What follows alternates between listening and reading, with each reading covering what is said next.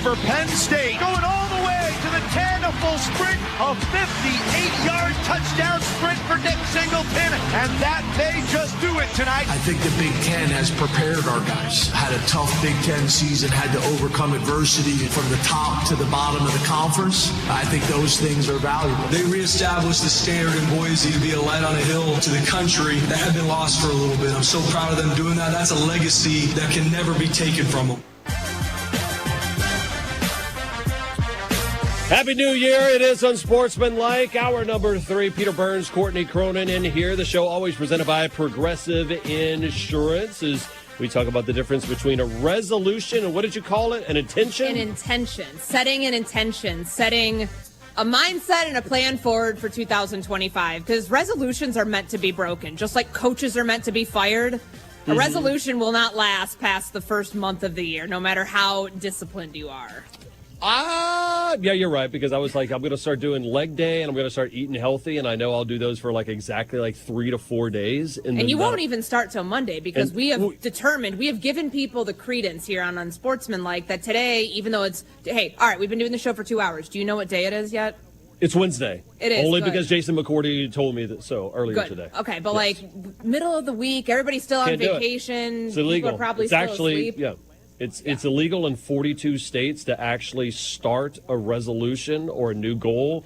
Intention. Not on a Monday. Right, or an intention. Intentions can start today. Intentions can start today. Yeah, I have an intention to follow my resolution, but it'll be starting over on Monday. That's what it is. So what are your intentions, Courtney, just to be clear? Yeah, what are they? You want me to reveal these publicly? These are very personal to me. One of my intentions is to be more intentional with my time. So is it an intention just because the word intentional is in it? Yeah.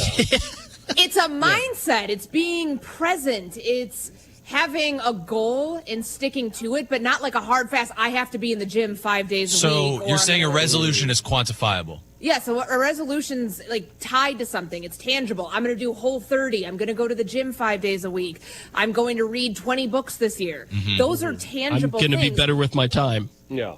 That's an intention. Time is quantifiable. Pat's right. Oh, my God. Here we go. No, we've already determined that time does not exist between December 23rd and the end of this week. So, actually, airport rules? Airport rules apply. Whatever you want. Also, you work more than anyone I know, so I don't know how much more intentional you can be with your time. No. So I just won't be scrolling on TikTok. That's what I will not be doing in my for the first week of January. Yeah, yes. well, up until January 6th, or whatever Monday. You got free reign until then. All right, we got a lot of the games to get into. Of course, last night we ended up having the Orange Bowl, Penn State, Boise State. Penn State got off to the 14-0 lead, CC, and I'm sitting there going, all right, how much of this is Penn State that good, a national title contending team, versus, in my mind, and what I settled on, was that this was a team that actually benefited not having the bye. This is a team that actually benefited from the way that the seeding fell to them, that they got SMU in the first round. They end up getting Boise State, a Group of 5 champion that got that bye. And the fact that they had a game underneath their belt, right from the jump, it felt like Penn State had already seen some of the answers to the exam. Right? That they had been there, done that before. And I think that was a monstrous help versus the bye for Boise State, having to kind of sit around and wait. And you sit there, almost 25 days since the last time you play a football game. And that ultimately, it ended up being the difference of them falling behind 2 touchdowns early in that game. Yeah, the rest versus rust argument here, I think, came into play. And look, this was a 1-score game at one point. I know it didn't feel like it, probably because of how Penn State jumped out to a 14-0 lead and how Ashton Genty wasn't the game breaker that he had been in Mountain West Conference games and certainly throughout his Heisman Trophy campaign. And he said he wanted to prove to people that the voters got it wrong. His stat line's okay. But it wasn't, he knew. Everyone knew. We were talking about this all day yesterday. They were going to load the box. They were going to sell out to stop him. And that largely is what happened outside of, a 26-yard run that he had on 3rd and 21. So I think that Penn State handled this as well as they could have. And the SMU win, where it wasn't in question, that game was over by, midway through the second quarter. That gave them the confidence that, okay, we belong here, because there's always this question about, can James Franklin win the big one? Now, some people will come in and say, have they really won the big one yet? Because you beat SMU, who was one of the last teams to get into the CFP mix, and you beat the Group of 5 champion. you can argue it either way, but it's not like Penn State didn't check every single box along the way to show you that not only do they deserve to be here, but they're a team that's going to match up really well with whoever they get next, which will be Georgia or Notre Dame, and we'll find out the winner of that game later today as the quarterfinals continue. They're very similar. And winning that Fiesta Bowl the way that they did is because they did stop Ashton Genty, who was, 100 and some odd yards short of Barry Sanders' record, as we've been talking about Saquon, chasing Eric Dickerson's record. And I think that was a point that all week long the Nittany Lions had heard about Ashton Genty this, Ashton Genty that. And I couldn't wait to watch it. But ultimately, I think it led a little bit of, put a little fuel to the fire of what this defense was going to do. Here's James Franklin in his post-game presser talking about what their plans were on stopping Ashton Genty in that game. We did corral him. I mean, I think defensively, I think our team was sick of me talking about him. And I think we got the point across about the respect that we have for that young man and the type of running back he is. And even today, I think our defense would say they have a ton of respect for him and how many tackles he was able to break and how strong he is and the contact balance. He's an impressive guy, but we're pretty good on defense. Thought our D-line did a really good job of being disruptive and getting in the backfield. And then I thought we did a really good job gang tackling. But for the most part, our defense played lights out.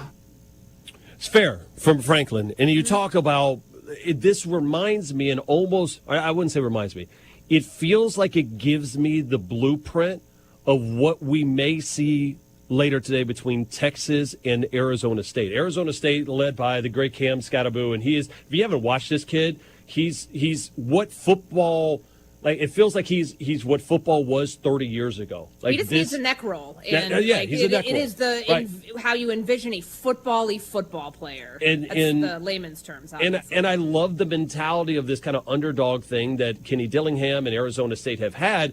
But it reminds me a lot of what Boise State is the fact that the team that's led by somebody that runs the ball extremely well, a talented quarterback that can make some mistakes. We've seen that a little bit with Sam Levitt, not as much as we saw, with the 3 mistakes that we ended up seeing from Maddox Madison last night.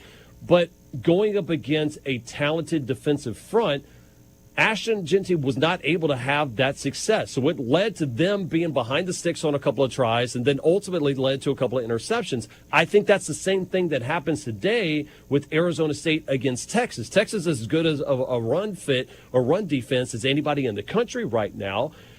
But part of me wants to see this upset because I was pulling for Boise State last night, not because I don't like James Franklin, not because I don't like the Big Ten. It was more of I want to see, can an underdog take that next step? Because we're in the narrative building part of college football and the playoffs going forward. And I do want these quote-unquote underdogs to get their chance, right? Because if not, if it's just blue bloods all year long, I feel like coast to coast, people start tuning out to a certain extent.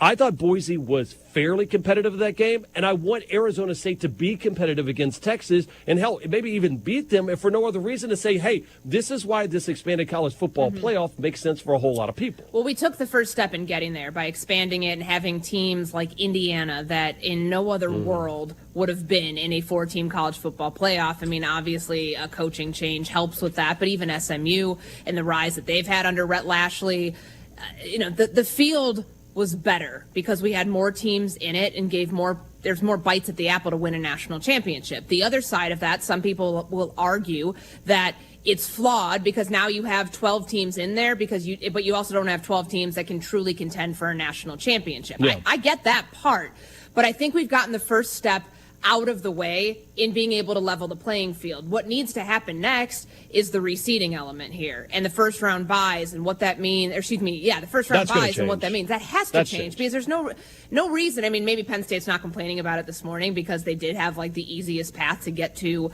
the semifinals next week. They were the 6th seed in this. They finished somehow in the AP Top 25 as the 4th best team in the country. So try to make that make sense. I do think we will get closer to a Cinderella being able to get to, let's say, next round, the semifinals, maybe not the national championship, or maybe not being able to win a national championship just because strength of recruiting classes, attrition, depth of roster. I mean, We'll see that in none other than Georgia today when we watch how Gunnar Stockton handles a full game after, I think, 51 career snaps as a quarterback at Georgia. Now you get a chance to see how Georgia's recruiting can affect a Notre Dame team that looks pretty deep in its own right, especially on defense. But that's the next step here for us to see what the transfer portal, what NIL, what all those things do to these rosters in an expanded format, to see if it levels the playing field to where these games, not saying that blowouts won't exist. I think that's a completely separate argument that happens in football, that happens in playoff formats when games are competitive against really good teams.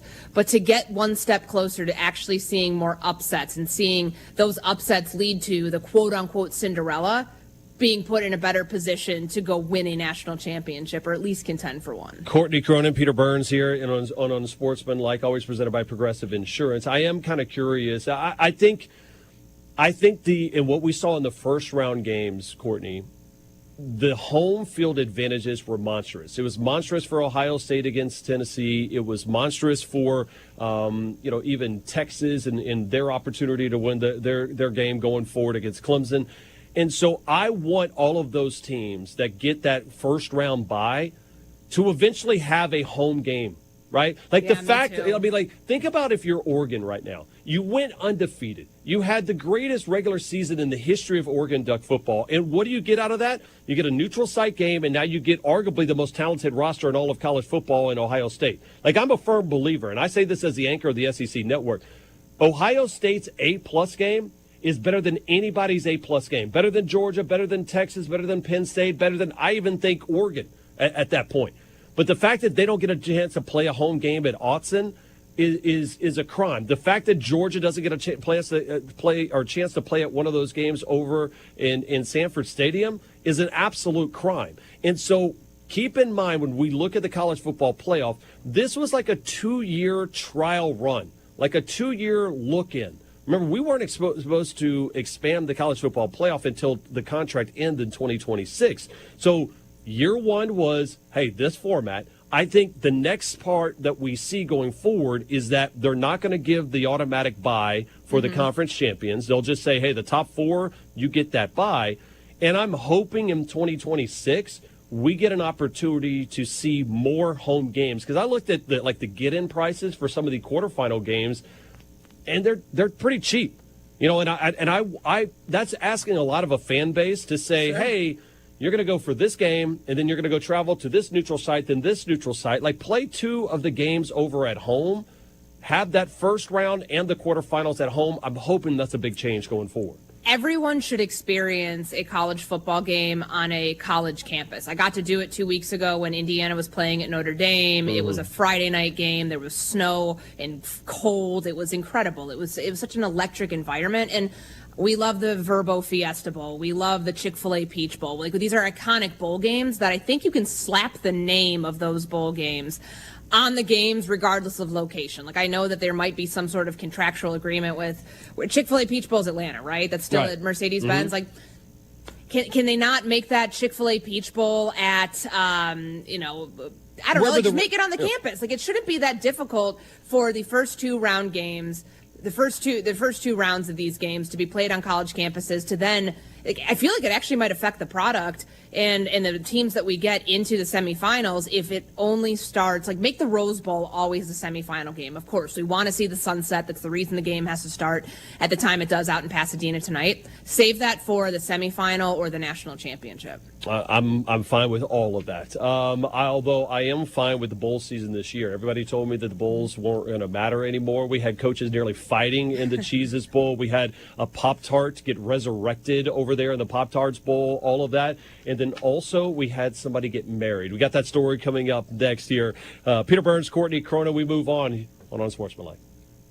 It's bowl season on ESPN Radio. 25 bowl games, including the college football playoff and national championship game. Touchdown! The electricity, the atmosphere. Bowl season continues today with a college football playoff quarterfinal tripleheader. Coverage begins at 1 Eastern on ESPN Radio and on ESPN. Adam Schefter here with Vivid Seats. We've got some late-breaking news coming out of the stands. According to multiple sources, Vivid Seats fans are scoring rewards on every purchase and at a rapid pace. Obviously, these rewards are a game changer, and coupled with their MVP-worthy ticket selection, why get tickets anywhere else? Don't drop the ball this season. Shop with Vivid Seats and earn rewards on every ticket. And as the official ticketing partner of ESPN, Vivid Seats is offering you $20 off your first $200 ticket purchase with code Schefter. That's code Schefter. Progressive presents Renter's MVP's Most Valuable Possessions. Today's MVP, Tom Kelly's carbon fiber mountain bike. Because more than riding his carbon fiber mountain bike, Tom loves telling people about his carbon fiber mountain bike. Friends, family, even a local barista knows about his carbon fiber mountain bike. And that's why Tom's carbon fiber mountain bike, if you haven't heard about it, is today's MVP. Keep your most valuable possessions protected by bundling your renters and auto insurance with Progressive. Progressive Casualty Insurance Company affiliates and other insurers not available in all states. Are you tired of shivering in the winter? Look no further than your local heroes at ABC Heating and Air Conditioning. Hi, this is Gina inviting you to give us a call at 217-352-5400 to book your appointment to make sure your furnace is run safely and efficiently this winter. We've been proudly locally owned and operated and have been serving our community for over 50 years. ABC, always be comfortable. Call me 217-352-5400 to book your appointment today or go to abcheatingandac.com. It's great when hard work and experience are recognized. Hi, this is Ryan Heiser, President and CEO of Fisher National Bank. I am thrilled to share that Fisher National has been ranked 7th in the nation as a top lender in mortgage loans among banks with asset size of $300 million to $1 billion by our National Banking Association. This recognition is a testament to our lending team's dedication and expertise. After all, better banking experiences start with local people and local decision making. If you're in the market for a new home or considering refinancing your existing home, let our team at Fisher National Bank earn your business and trust. We offer competitive rates with low closing costs, and we locally service almost all of our loans. Come see us with all your home mortgage needs and experience the top-notch service that has earned us national recognition. Learn more at fishernational.com or stop by one of our branches today. Fisher National Bank, exceptional communities, exceptional people. Member FDIC, Equal Housing Lender. Get the roof your home deserves by Roof Doctors, your residential roofing specialist that has always offered the best warranties in the industry, like our non-prorated 50-year warranty. Our customers love that we are family-owned and locally operated. We make our customer needs our top priority. With over 30 years experience and the best customer service, give Roof Doctors a call today for your free estimate at 328-7529. In your community and for your community, Roof Doctors. Stevie J here. With Nate Evans of eXp Realty, you'll always get a stress-free sale for the most money. Sell your home with Nate. Pick the price, pick the day. Go to thenateevansgroup.com. Drive in, drive out. Recycling's what Max is all about. You can make some cash and do your share. We make it really simple because we care. It doesn't matter large or small. Our friendly staff will handle it all. Starting it over is what we do at Max Twin City Recycling. Illinois basketball season is underway. Single game tickets to see your Fighting Illini at State Farm Center are on sale now at fightingillini.com. Great seats are still available. Lock in your tickets for big games against Big Ten opponents before they're gone. Don't miss your chance to see the winningest team in the Big Ten Conference over the last 5 years. Be part of the atmosphere and get tickets at fightingillini.com. Is the plumbing in your home driving you crazy? From leaks to drips or remodels, Dogtown Heating, Air, and Plumbing has you covered. Voted CU's #1 plumbing company, and there's a reason. Treating all customers like friends. Backed up sewers, clogged drains. Call today. Dogtown Heating, Air, and Plumbing, 217-841-4728, or visit dogtownheatingandair.com. Dogtown Heating, Air, and Plumbing, your home's best friend. And I cleared it with the Big 12 officials before the game. I told them we were going to do it, making sure they were good with it. And they said, yeah. just as long as he doesn't wave the arms. So I think he had an issue with that. You have to ask him why he didn't take it up with the officials and why he felt the need to come over here while his player was on the ground and look at me and say something to me and do that motion at me like I was full of you-know-what to do it. That's what I have an issue with. I'm a competitive guy. When somebody says that to me, I'm going to respond because I thought that was Bush League, just to be completely honest. I absolutely love that. Here's Brett Bielema talking about it after the win and explaining why he was so upset, which led to that little incident. There's an unwritten philosophy in coaching in the sport. So one of the things that coaches began to do was that everybody out of respect started T-barring. But it put us, I think, in a position that we now, the ethic of what that is got evaporated there, though, because our kids stopped. So when you're a kickoff return unit, right, if I'm running at you and the kickoff return back there, the guy blocking me, he doesn't know what's going on, so he's going to begin to engage you. And when you see somebody do that before the whistles are blown, you can stop, decelerate, and you don't have these massive collisions. Listen, I love Shane. He's a good person. I know somebody said that he thought I did it to him. I did it their whole damn sideline. I wasn't going personally at him. I did it their whole sideline. I just wanted them to understand that I know what just happened. There's nothing illegal. There's nothing wrong. I just have never seen it done in any level of football, college or pro. The unwritten rules of the Cheez-It Bowl and bowl games is just hilarious to me. Two things as my takeaway from here, CC. One, I love the fact that the coaches care about this game. Like, I knew it definitely mattered for Brett Bielema because, former SEC coach, ends up getting fired at Arkansas. Anytime you're going to play an SEC squad, you get up. He really loved his team this year, so he's going to fight for him. And I loved it for Shane Beamer, just being like, listen, don't do that to my team. I got my back. And so both of those guys kind of show that passion. I have this image right now of Ryan Day looking at the entire chaos that ensued after Michigan planted the flag, and he's just like standing there doing nothing, like asking people like what happened. And he was like, I want to see that kind of mentality from the coach. And I love the fact that I think the players care. I think that we've done a full paradigm shift on the bowl game. So what I mean by that is I felt like from the fan standpoint, 3-4 years ago when players really started opting out, we're like, are the bowl games, are we even going to have these anymore? I felt like when Shedeur Sanders played in the game, even Cam Ward playing a half when he didn't even have to, and you see this passion, I feel like bowl games are back. I've been thoroughly entertained by the bowl games this season. This is a trophy of like fruit with like a Cheez-Its logo slapped onto it, and it shows you that these teams took it seriously. And more than just like the fight and like the T-bar that was thrown out and like the gamesmanship between both teams, but because Brett Bielema was sending players out so late in the play clock that it was forcing South Carolina to burn timeouts. And they were miffed about that. I understand it. Like, those things added to up the ante in a game that frankly was a really good game. And what this taught me is that for Illinois, 6-win seasons, like I'm a Big Ten girl and I live in the state of Illinois. So 6-win seasons were the norm down there, whether it was Lovie Smith coaching the team, whether it was Ron Zook, like all the years of history of Illinois football being kind of mid, feel like they're like in the days past. And it shows that they feel that they deserve more respect than this. Luke Altmaier, who's the quarterback of the Illinois Fighting Illini, said that they were out at some event where both teams go, like they do. This always happens before bowl games where they get invited to parties and all this stuff. And these South Carolina players thought that these guys were from Syracuse. Why, you ask? Because they wear the same colors.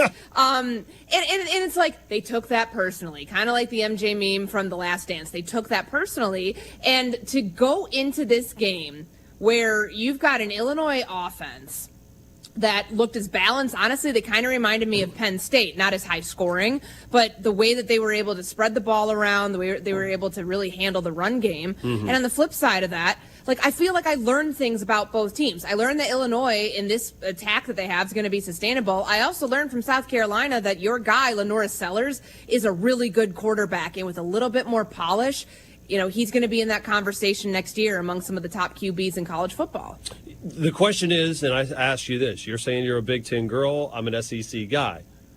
Did you take from this, look at what the Big Ten did to the SEC. Mm-hmm. This is a reason why South Carolina didn't deserve to be in the college football playoff. This is a reason why Alabama didn't deserve to be in the college football playoff. Is that what you take from these bowl games so far? Because we saw Michigan end up beating Alabama last night. Yeah, absolutely. And they're 4-1 right now against the SEC in bowl games.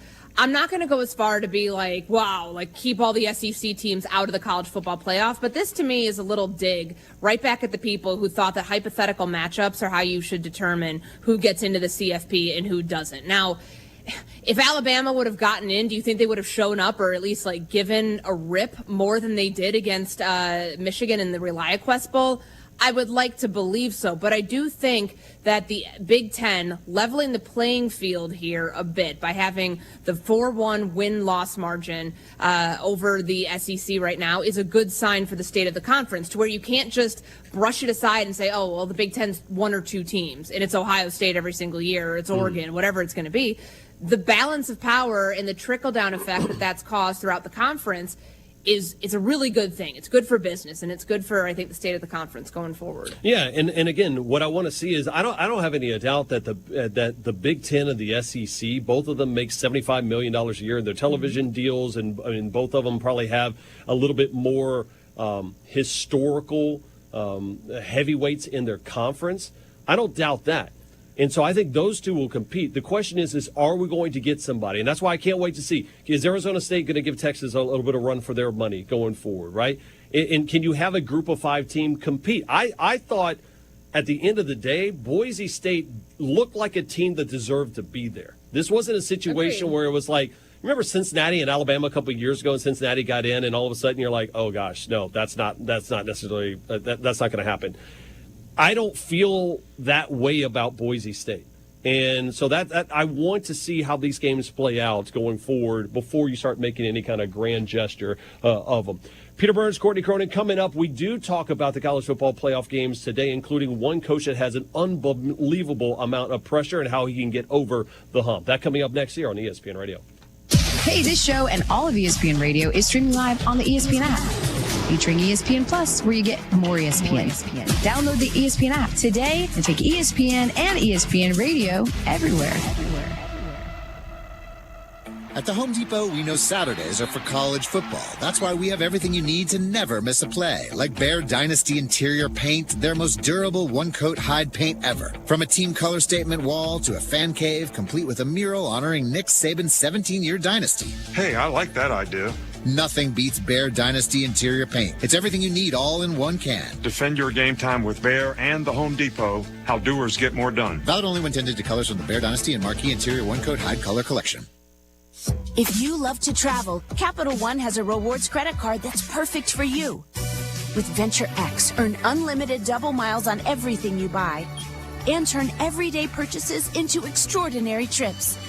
Plus, receive premium travel benefits like access to over 1,300 airport lounges where you just check in and chill out. Open up a world of possibilities with Capital One. What's in your wallet? Terms apply. Lounge access is subject to change. See CapitalOne.com for details.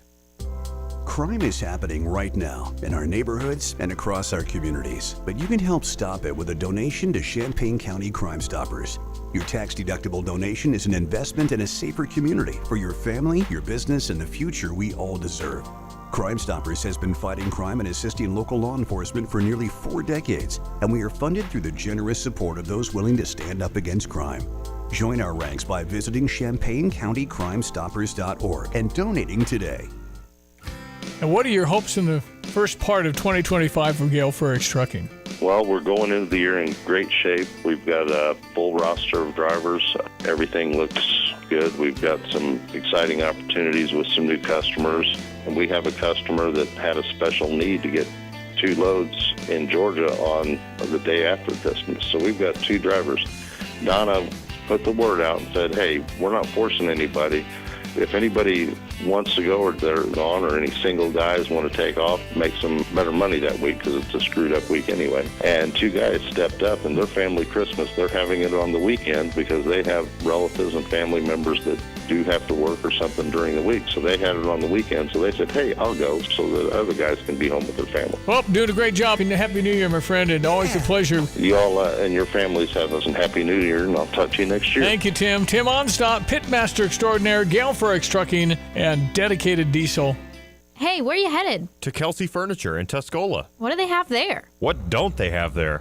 Living room furniture, benches, chests, love seats, sectionals, tables, bedroom sets, hutches, nightstands, end tables, cabinets, mirrors, stools, clocks, lamps, pillows, rugs, desks, media consoles, patio furniture, Tempur-Pedic mattresses, and more.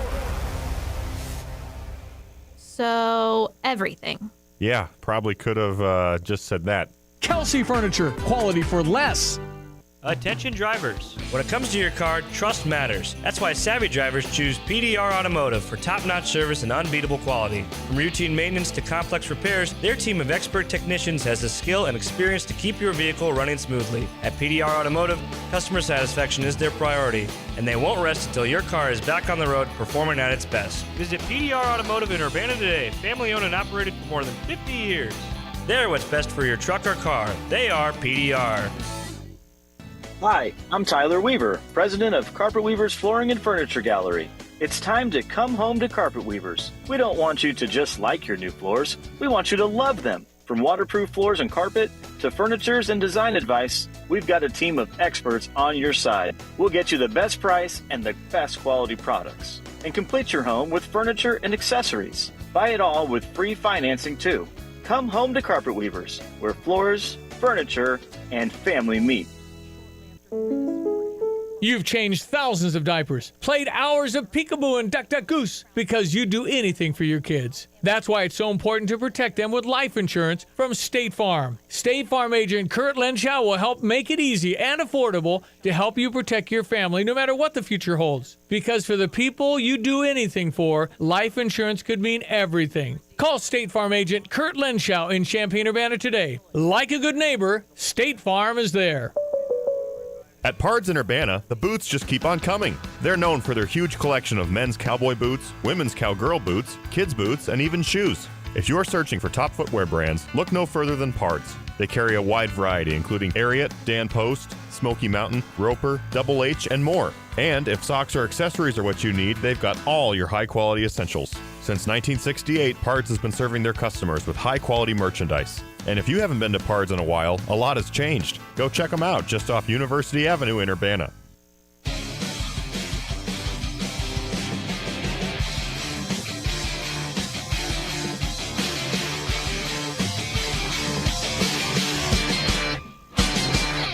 Evan, Canty, and Michelle are unsportsmanlike. The Ohio State Buckeyes, they have defeated Tennessee 42-17. These guys, they love each other, and they're a great representation of Ohio State. They are not satisfied at all. I've been looking forward to this one. I've always wanted to play in the Rose Bowl. It's been a dream of mine my whole life, so it's going to be awesome.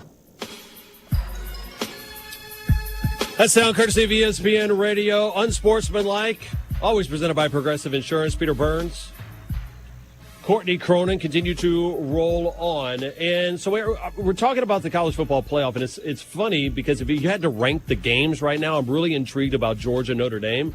But I'll be honest with you, in the Rose Bowl, Pasadena, having Ohio State versus undefeated Oregon, a rematch of a game that we saw earlier, that probably is number one on my list. Here to help us break it down is former The Ohio State University running back Beanie Wells. Beanie, we're going to start with this.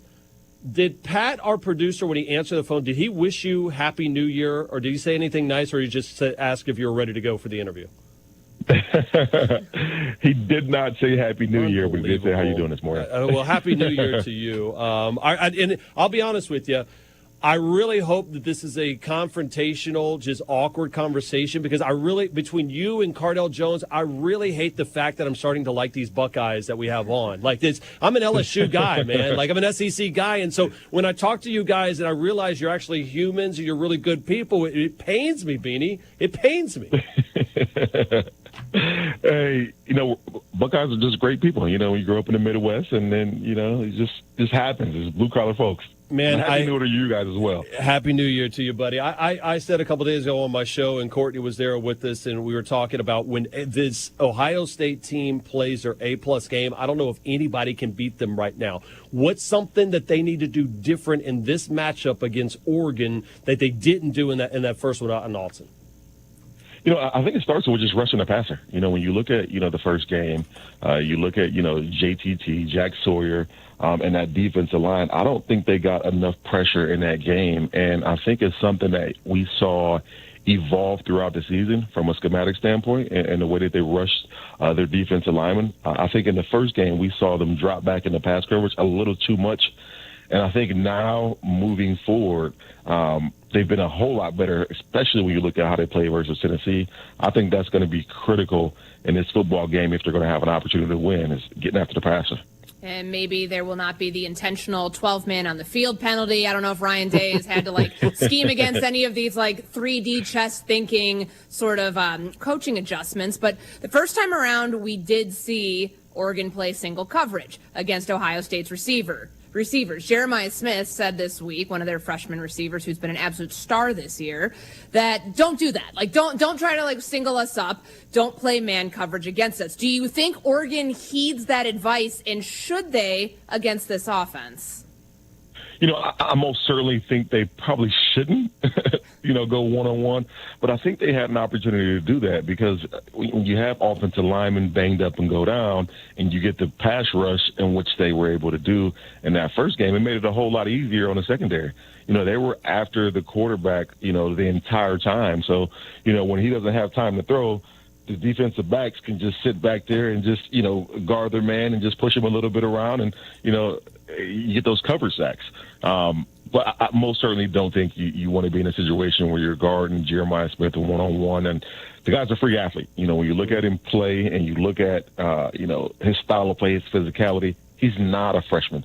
It's so hard to sit here and think that this guy's in his first year of football, in college football, rather, because he's been playing so insane. And, we've seen a lot of different times, Will Howard, he will throw the ball to Jeremiah in triple coverage at times. I don't necessarily think that's the smartest thing to do, but, he's such a phenomenal athlete. We see him make those plays. And he threw some absolute darts against Tennessee that's probably as good as I've seen him play all season long. Beanie Wells joining us here with Peter Burns and Courtney Cronin on the Sportsmanlike. And, Beanie, one of the conversations that we've been talking about is I thought Penn State had the advantage against Boise State because they had a game underneath their belt. And Boise had just kind of showed up to the college football playoff party. That's kind of what's happening with Oregon and Dan Lanning right now with the Ducks having to get that bye. Would you have preferred the bye or have that one game to kind of get ready as the Buckeyes take on the Ducks later? I would have much rather had that game right after. And essentially all these teams had a bye week. You had conference championship weekend, and then you got a little break in between. So all of these teams had a bye, and especially if you didn't necessarily play in the conference championship.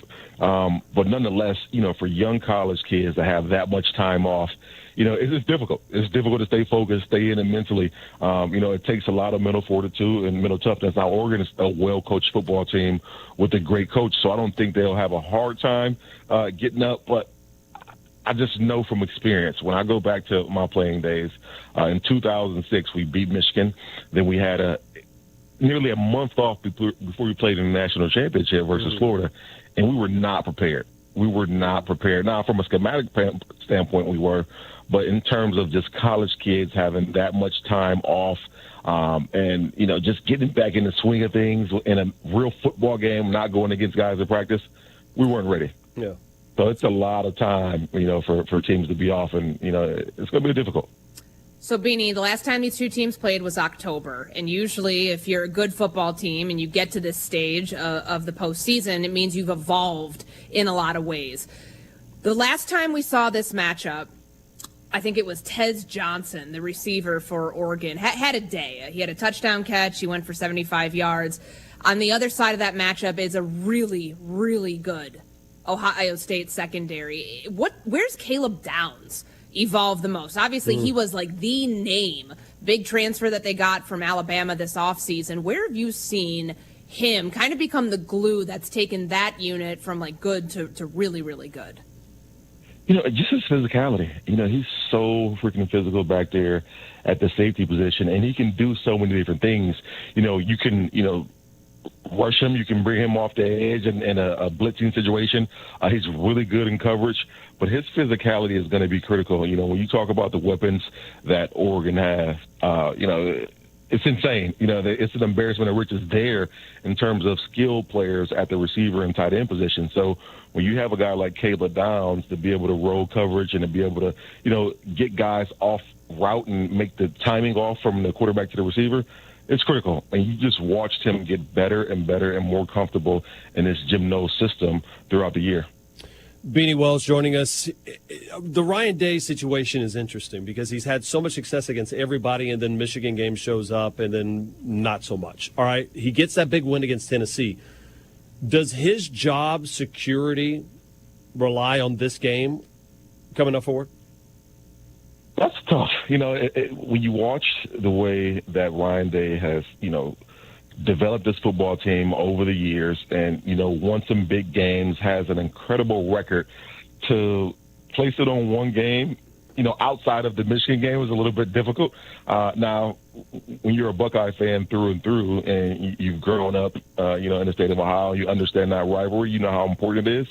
So you understand the magnitude and what it means to beat Michigan, and how important it is for any football coach, not to go, 0-4. But it's a difficult question because he's done so many great things. He's been at the top of recruiting, every year since he's been at Ohio State. And then he's won so many games, gotten to the college football playoff so many times. It's hard for me to sit here and say that, this one game will make or break, because we are in the college football playoff. And, there's only one team that wins the national championship. Yes, Ohio State's, went out and spent a bunch of money on NIL and a lot of coaches. But, to place it on one season singularly while you're in the college football playoff, it's very difficult for me to say that. And he's already at least won one game, so I think some people will look at that and say, look at how they handled Tennessee. That was all they needed to know to be able to retain him at Ohio State going forward. But we'll see tonight when the Rose Bowl presented by Prudential between Ohio State and Oregon kicks off, and you can hear that coverage right here on ESPN Radio. We'll get you out of here on this because Peter and I have been talking all morning about what's at stake for the Philadelphia Eagles, and as a former NFL running back yourself, I'd like to know, if you were in Saquon Barkley's shoes and you were 101 yards away from the all-time rushing record, how hard would you be politicking your head coach to play, just knowing that you have the 2 seed locked up, your quarterback's probably not playing? If you play, that means your O-line's probably playing, you risk injury, all those things. How do you think Saquon should handle this if you were him? It's difficult that they're in the playoffs and, they're going to make a run in the playoffs, but nonetheless, this record has been held for 35, 40 years. So I don't know how long it's been, but a very long time. You get an opportunity to do it. I think you go for it. 101 yards away when Saquon has been playing the way that he's been this year, I think you got to go for it. Go ahead and break that record and etch yourself in, NFL history forever. Because, we sit here every single year that we got a 2,000-yard rusher. Eric Dickerson is holding up his record and, talking about how he's hoping, players don't break it. But, this is a monumental moment for Saquon and his career and his legacy. I think he goes for it. Benny, I'd like to see him at least play that first half. If for no other reason, to get Jalen Hurts a little bit more run right before his playoffs. He hasn't played a lot in the last couple of weeks. And just to see, hey, if Saquon all of a sudden breaks 1 or 2 long ones, you have a chance for the league, and everybody's going to be tuned into that, like we were kind of tuned into the home run record in Major League Baseball back in the day. All right, final score prediction: Ohio State, Oregon in the Rose Bowl. Beanie Wells, what do you say? Oh, this is tough. Oregon is a mammoth of a football team, and we've watched them be so physical, but I think Ohio State wins this football game. I'm going 35-28. There you go. Right now, I think Ohio State is about a 2-point favorite, so you like them to win and cover. Beanie, always great stuff, man. Happy New Year to you, okay? Happy New Year, you guys as well. The great stuff from Beanie Wells talking about the matchup there. And again, I am curious to see, Cordy, in that game, how fast does Ryan Day in this offense come out? And honestly, I'll be honest, if you end up winning the coin toss, if you're Ryan Day, you take it and you want to punch them right in the mouth, because I think that's the level of success that I saw against Penn State. Hey, you score early against a team that's not ready. They're on their heels right from the jump, and you're starting to wonder, hey, how do you play to get back into that game? Yeah, and knowing that this is you're going one high octane attack against another, and the way that they came out, wasn't it 21-0 against Tennessee at one point starting out in that game, or 21-7? Like, the fast starts do matter. It's not just like something that is lip service. And for as talented of a team as this Ohio State group is, they have to play their A++ game to be able to keep this thing competitive tonight. She's Courtney Cronin. I'm Peter Burns. Coming up, we'll talk a little bit more about what's going on in the Sugar Bowl, in the Peach Bowl, and your calls as well. 888-SAY-ESPN on that Dr. Pepper call line. This is Unsportsmanlike on ESPN Radio. Unsportsmanlike. Chris Canty winning a Super Bowl means that we as a show are a Super Bowl winning show. Yes, absolutely. You're giving me credit as somebody rooting against you guys? We are a Super Bowl winning show. Yeah, high tides lift all boats. He has the hardware, therefore we are a Super Bowl winning show, so you better show that win some love. More Unsportsmanlike coming up next. This is Freddie and Harry on ESPN Radio and the ESPN app. I believe it's Tom Brady and Patrick Mahomes and then Joe Montana. Patrick Mahomes is the most gifted quarterback that we've ever seen in the game. He really is. Okay. And I don't believe it's going to take 5 or 6 or 7 Super Bowls for him to eclipse Brady. Check out more from Freddie and Harry weekdays at 3 Eastern on ESPN Radio and the ESPN app. I'm Michelle Steele hosting ESPN Daily this week. Every weekday morning, we bring you the best sports story you'll hear all day.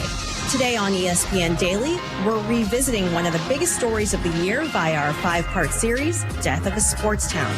And today, we're at the finale with the sights, the sounds, and the emotions from the Oakland Athletics final home game. That's ESPN Daily. Follow us and listen wherever you get good podcasts.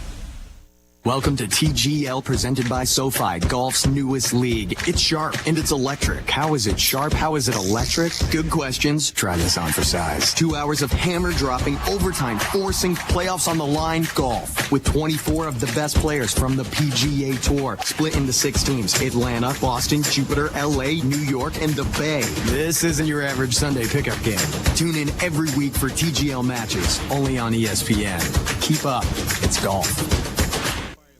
It's bowl season on ESPN Radio.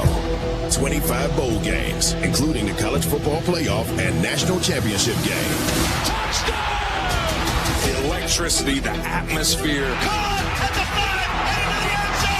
This is why you do what you do. Bowl season continues today with a college football playoff quarterfinal tripleheader. Coverage begins at 1 Eastern on ESPN Radio and on ESPN. It's the beauty of college football.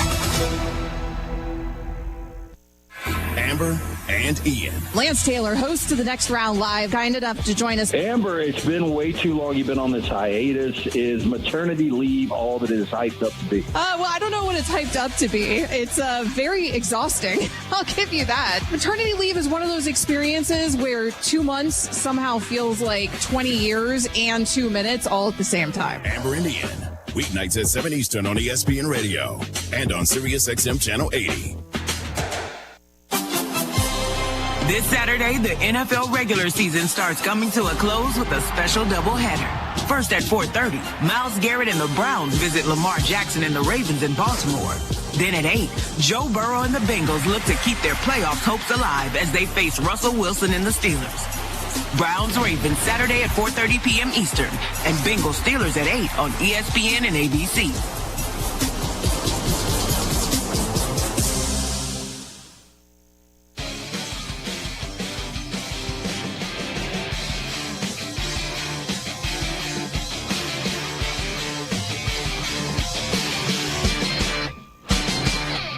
Evan, Canty, and Michelle are unsportsmanlike.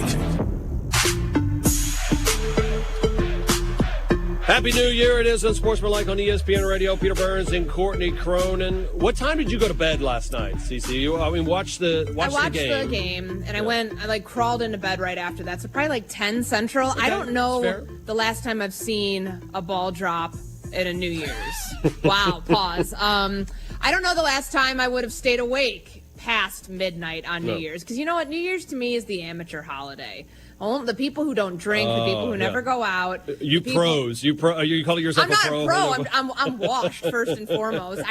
I know that I can't function with a hangover. Like if you think some of the takes that I say now are like half-baked or wild or whatever you want to, like, adjective you want to associate with them. Can you imagine me doing that with a champagne hangover today? That would be awful. It would hurt us. I would say I want you to hit us up on Twitter right now, because everyone has like the old, like the farmer's almanac, or like the old maid's tale of like, hey, this is how to cure a hangover. Like, I don't know what it is outside of like just water and Advil, right? So hit us up on Twitter at Courtney R. Cronin, myself at Peter Burns ESPN. Give us the one, like, this is the tried and true thing. Because, again, I'm a firm believer now, like, the older you get, the earlier in the day that if you're going to have a couple cocktails, to have it, right? Like, instead of hey, we're going to start pre-gaming at 8 p.m. and we're going to go out all night long, like, the juice is no longer worth the squeeze. I would rather have a couple of drinks, like, at 3 or so, and, like, at 8 o'clock, just be ready to shut it down. Like, just completely shut it down. We can all agree champagne is bad, though, right? No, champagne's good if consumed, if it's good champagne and consumed at a certain time. You have to have food on your stomach because of the bubbles, the effervescence, the sugar.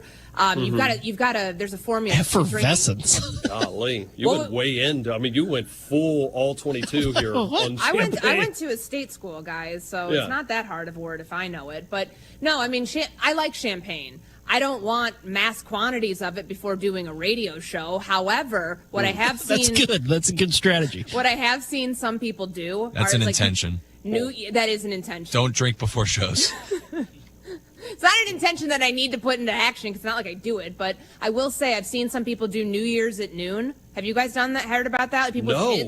People with kids will celebrate New Year's at noon, because most people, not me, Peter, and everybody else in the studio, most people will be off this week and able to, hang out with their kids. And so they have a free hour or two at noon, and that's when people celebrate New Year's. I'll be honest with you, the only thing worse than being hungover is being hungover with kids. As a dad of a 7-year-old and a 5-year-old, you don't want any part about that. Like, I'm not about that life any longer. There's absolutely no way. And I think champagne's the same thing as tequila. Is like, I think the first times that you have it are at a younger age to where you can't afford really the good stuff. So you're buying cheap champagne or cheap tequila. You're drinking cava, which is not even real champagne. Or even the tequila situation where you're just like, all right, I'm going to have Cuervo or something like that, or something out of a plastic bottle that you took at some college, rundown bar. That's a little bit different than like a nice sipping tequila. So as you get a little bit older, like, you can't do that any longer. So there's your unsportsmanlike, breakdown of that. I do want to break down this game right now, and I feel like this might be the most competitive of them all. Because if I saw a blowout coming, I could see Texas blowing out Arizona State. Mm-hmm. I could see, believe it or not, because of the bye week and because how good Ohio State looks, I can see that Ohio State wins by, I'd say, double digits against Oregon. Okay. And, of course, I can see the flip side of it as well, but I can see that game getting out of hand. I don't see a situation in which Notre Dame blows out Georgia or Georgia blows out Notre Dame. Like that, this to me is going to be the most competitive of the two games that we have, because it feels like they're a little bit of that Spider-Man meme, Courtney, that they both rely on physicality. They both tried to run the ball fairly well. And I actually trust Notre Dame with Riley Leonard a little bit more than I am Gunnar Stockton getting his first career start in the college football playoff quarterfinal. I'm curious to see how much of a dual threat Gunnar Stockton actually is, because he will be, zero doubt. He's going to have to be, but that's like Riley Leonard's bread and butter. When I watched them in the college football playoff in the first round when they played Indiana and hosted that game, there are times where it's like, Riley, use your legs. It's a weapon. It's a weapon, man. It's like Lamar Jackson. Like, dude, you realize you can use these things, right? Exactly. And it worked. And, two really strong defenses, two really good running backs between Etienne and Jeremiah Love, who frankly is going to be a Heisman Trophy candidate next year. Yeah. Watching him in person, Peter, my goodness, that guy can ball. Either way, though, these are two very similar teams in terms of makeup, strengths and weaknesses, except that we just don't know with Gunnar Stockton what it's going to look like outside of what we think it will, because the guy's played 51 snaps. He's had 51 snaps in his college career, and that's to be expected. I'm so curious, though, to see how the 23-something days that they will have had off, the rest versus rust argument here, how that affects Georgia. Do they look sluggish? When we were talking with Beanie Wells, and he was talking about, I know it was in the BCS era, it was like 5 months off, more or less, is how long it felt between the end of the regular season and playing for a national championship. But that just, he said that he's like, we weren't prepared. We're not game plan wise, we were, but physically, mentally, we were not locked in, ready to go from the very jump. How does Georgia combat that? Because they have been here before. Maybe not everybody on this team, but I guarantee there's somebody on this group that's played for the national championship team of a couple years ago and guys who have had the experience of being in the CFP before. Does that help them? Does that actually factor in? I'll be really curious to see, because Notre Dame, you can't say the same for Notre Dame. Maybe that's the one edge that Georgia has there. Two things. It's the best thing to happen to Georgia football that prepares them for this game is them being down 28-0 against Alabama, where they're getting whooped right from the jump. Remember that big game right in the year? And they end up coming back and damn near won the game. Right? To me, that was an important lesson for Kirby Smart to realize, hey, if you blink against a good team that has some talent, you're going to get down to a hole to where no matter how good we play in the second half, it's a loss. And then the season's over. So I think that was important for them. I'll also say that if Georgia's able to survive the first quarter, that's all you got to do. You don't have to win the first quarter. You survive. Okay? The opening barrage of Notre Dame and not having played in the game and getting ready, and Gunnar Stockton taking his first snaps as a starting quarterback. You survived that first quarter. There's zero doubt in my mind that Georgia ends up winning this game. Like, I think Georgia's going to be the more physical team. I think Notre Dame's a little bit more banged up on front. That with Trevor Etienne and Frazier being a little healthier, Tate Ratledge of that crew, they can figure it out. But not if they get down 10-0. In that first quarter of the game. I mean, it's such a important. Fast starts are important. We were talking about that with Oregon and Ohio State. Like, every game, especially for the teams that have had the long layoff, if you win the coin toss, do you defer, or do you just say, hey, we're going to go punch them right in the mouth right away and try to jump out to a big lead? Because, hey, that worked for Penn State yesterday. Yeah, but I think both of those coaches are like, how quickly can we play defense and get a 3-and-out? That's what's going to happen in that game. All right, Kalen DeBoer, Alabama. We got to discuss that coming up next on Sportsmanlike. Get your yard game ready with Ego, the #1 rated brand in cordless outdoor power. Ego has nearly 200,000 5-star reviews from homeowners like you. Ego delivers the power of gas, but without the noise, fuss, or fumes. Best of all, Ego 56-volt arc lithium batteries are universal, so they fit all 90 tools. Power your yard, power your tailgate, power your life. Learn more at egopowerplus.com. From ESPN Podcast and Omaha Productions, Coach, the new groundbreaking educational football podcast hosted by NFL legends Bill Belichick, Matt Patricia, and Michael Lombardi. In each episode, the coaches break down game-changing situations and front office management tactics, sharing insights from decades of coaching experience and opening up the Bill Belichick Encyclopedia of Football Knowledge. Created by football legends for football fans. New episodes of Coach drop weekly. Listen wherever you get your podcasts. You have money laying all around your house. You just don't know it. And no, I don't mean selling your great-grandma's good china. I mean all the old metal items you don't want to use or get rid of. Don't pay someone to haul it away. Bring it into Max Twin City Recycling and get paid to have it taken off your hands. They love new customers and are more than willing to walk you through their process step by step. Come check them out at 2808 North Lincoln Avenue in Urbana. Starting it over is what we do at Max Twin City Recycling. What is most important to you in your life? This is Eric Boland with Provident Financial Group. Whether you're launching a career, raising a family, planning for retirement, or creating a legacy, we can help. At Provident, we provide strategic thinking and perspective that help clients like you realize their goals. Contact us today at 217-366-3456 or find us online at providentfinancialgroupllc.com. Securities and advisory services offered through Commonwealth Financial Network. Member FINRA SIPC, a registered investment advisor. Honest, professional, and affordable. That's what you get from Classic Plumbing and Air. Done right, guaranteed. I'm Ty Rogers. I'm a basketball player from the University of Illinois. Juke out the competition and cross over to Classic Plumbing and Air. Take a shot and call Classic Plumbing and Air. At Classic Plumbing and Air, it's done right, guaranteed.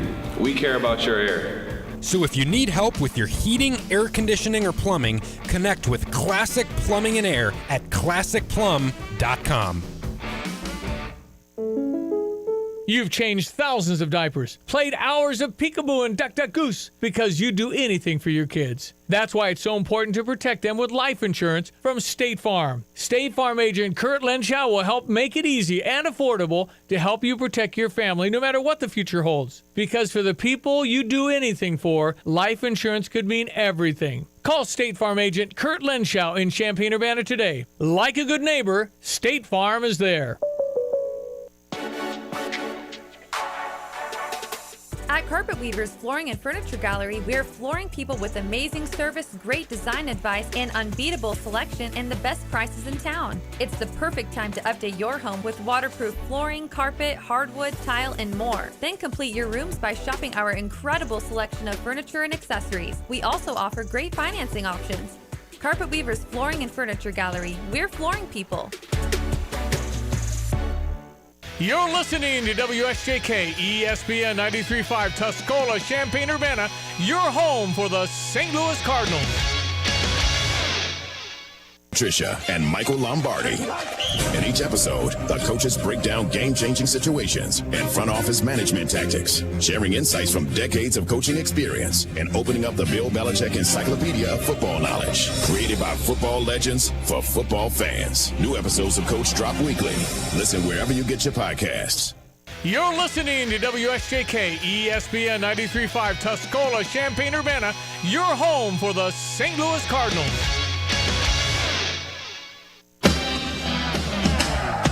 This is Unsportsmanlike on ESPN Radio and on ESPNU.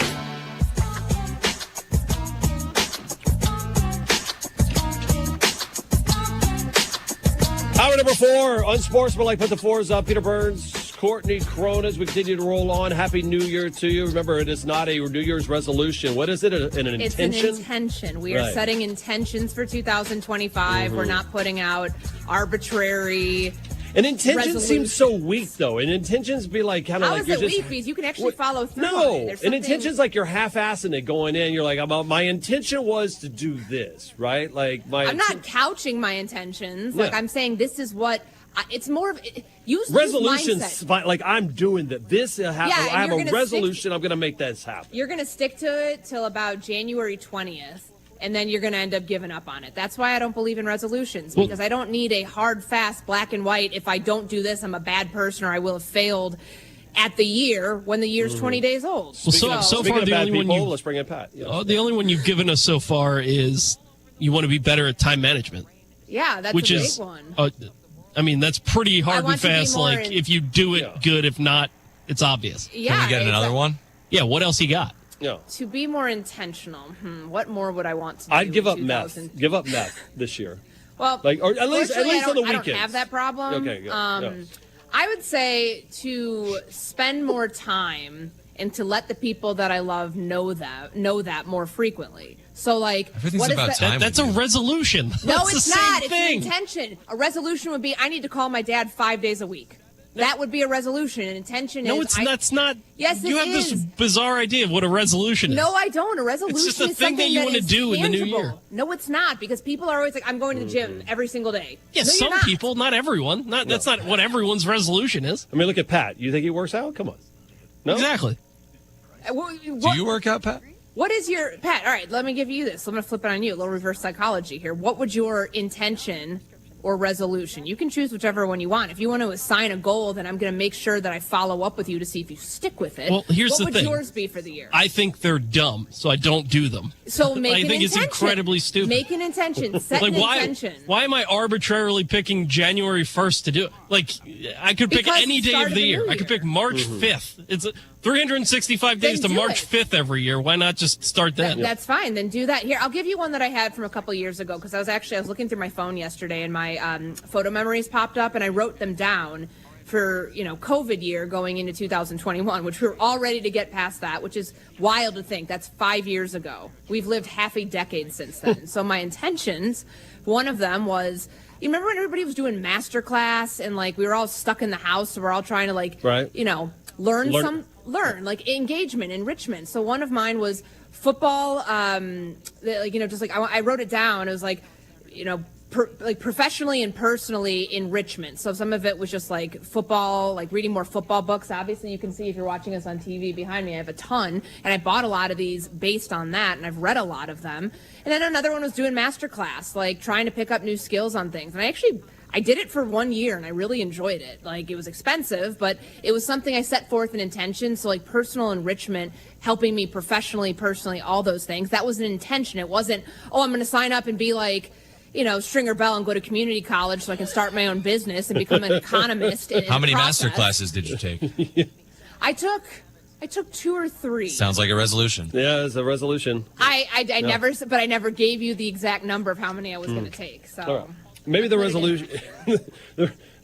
my resolution is to not believe that the SEC is infallible. How about that? Can I do that? Is that the one that I can have right now? You sure can. But listen, because I saw it yesterday. You need it right now. You need it after this 4-1 bowl record that the Big Ten's off to against your conference. All right. So here's the deal. Like, I can accept Ohio State beating Tennessee. Right? I called that on the show. I thought that Ohio State was going to beat Tennessee, and they easily beat it. What I cannot stand, and this is one of my resolutions or intentions that I'll probably break here soon, is to not deal with idiots over on social media. Now, a lot of times I am one of those idiots. So, I mean, again, it's the Spider-Man meme looking at myself right here in the mirror.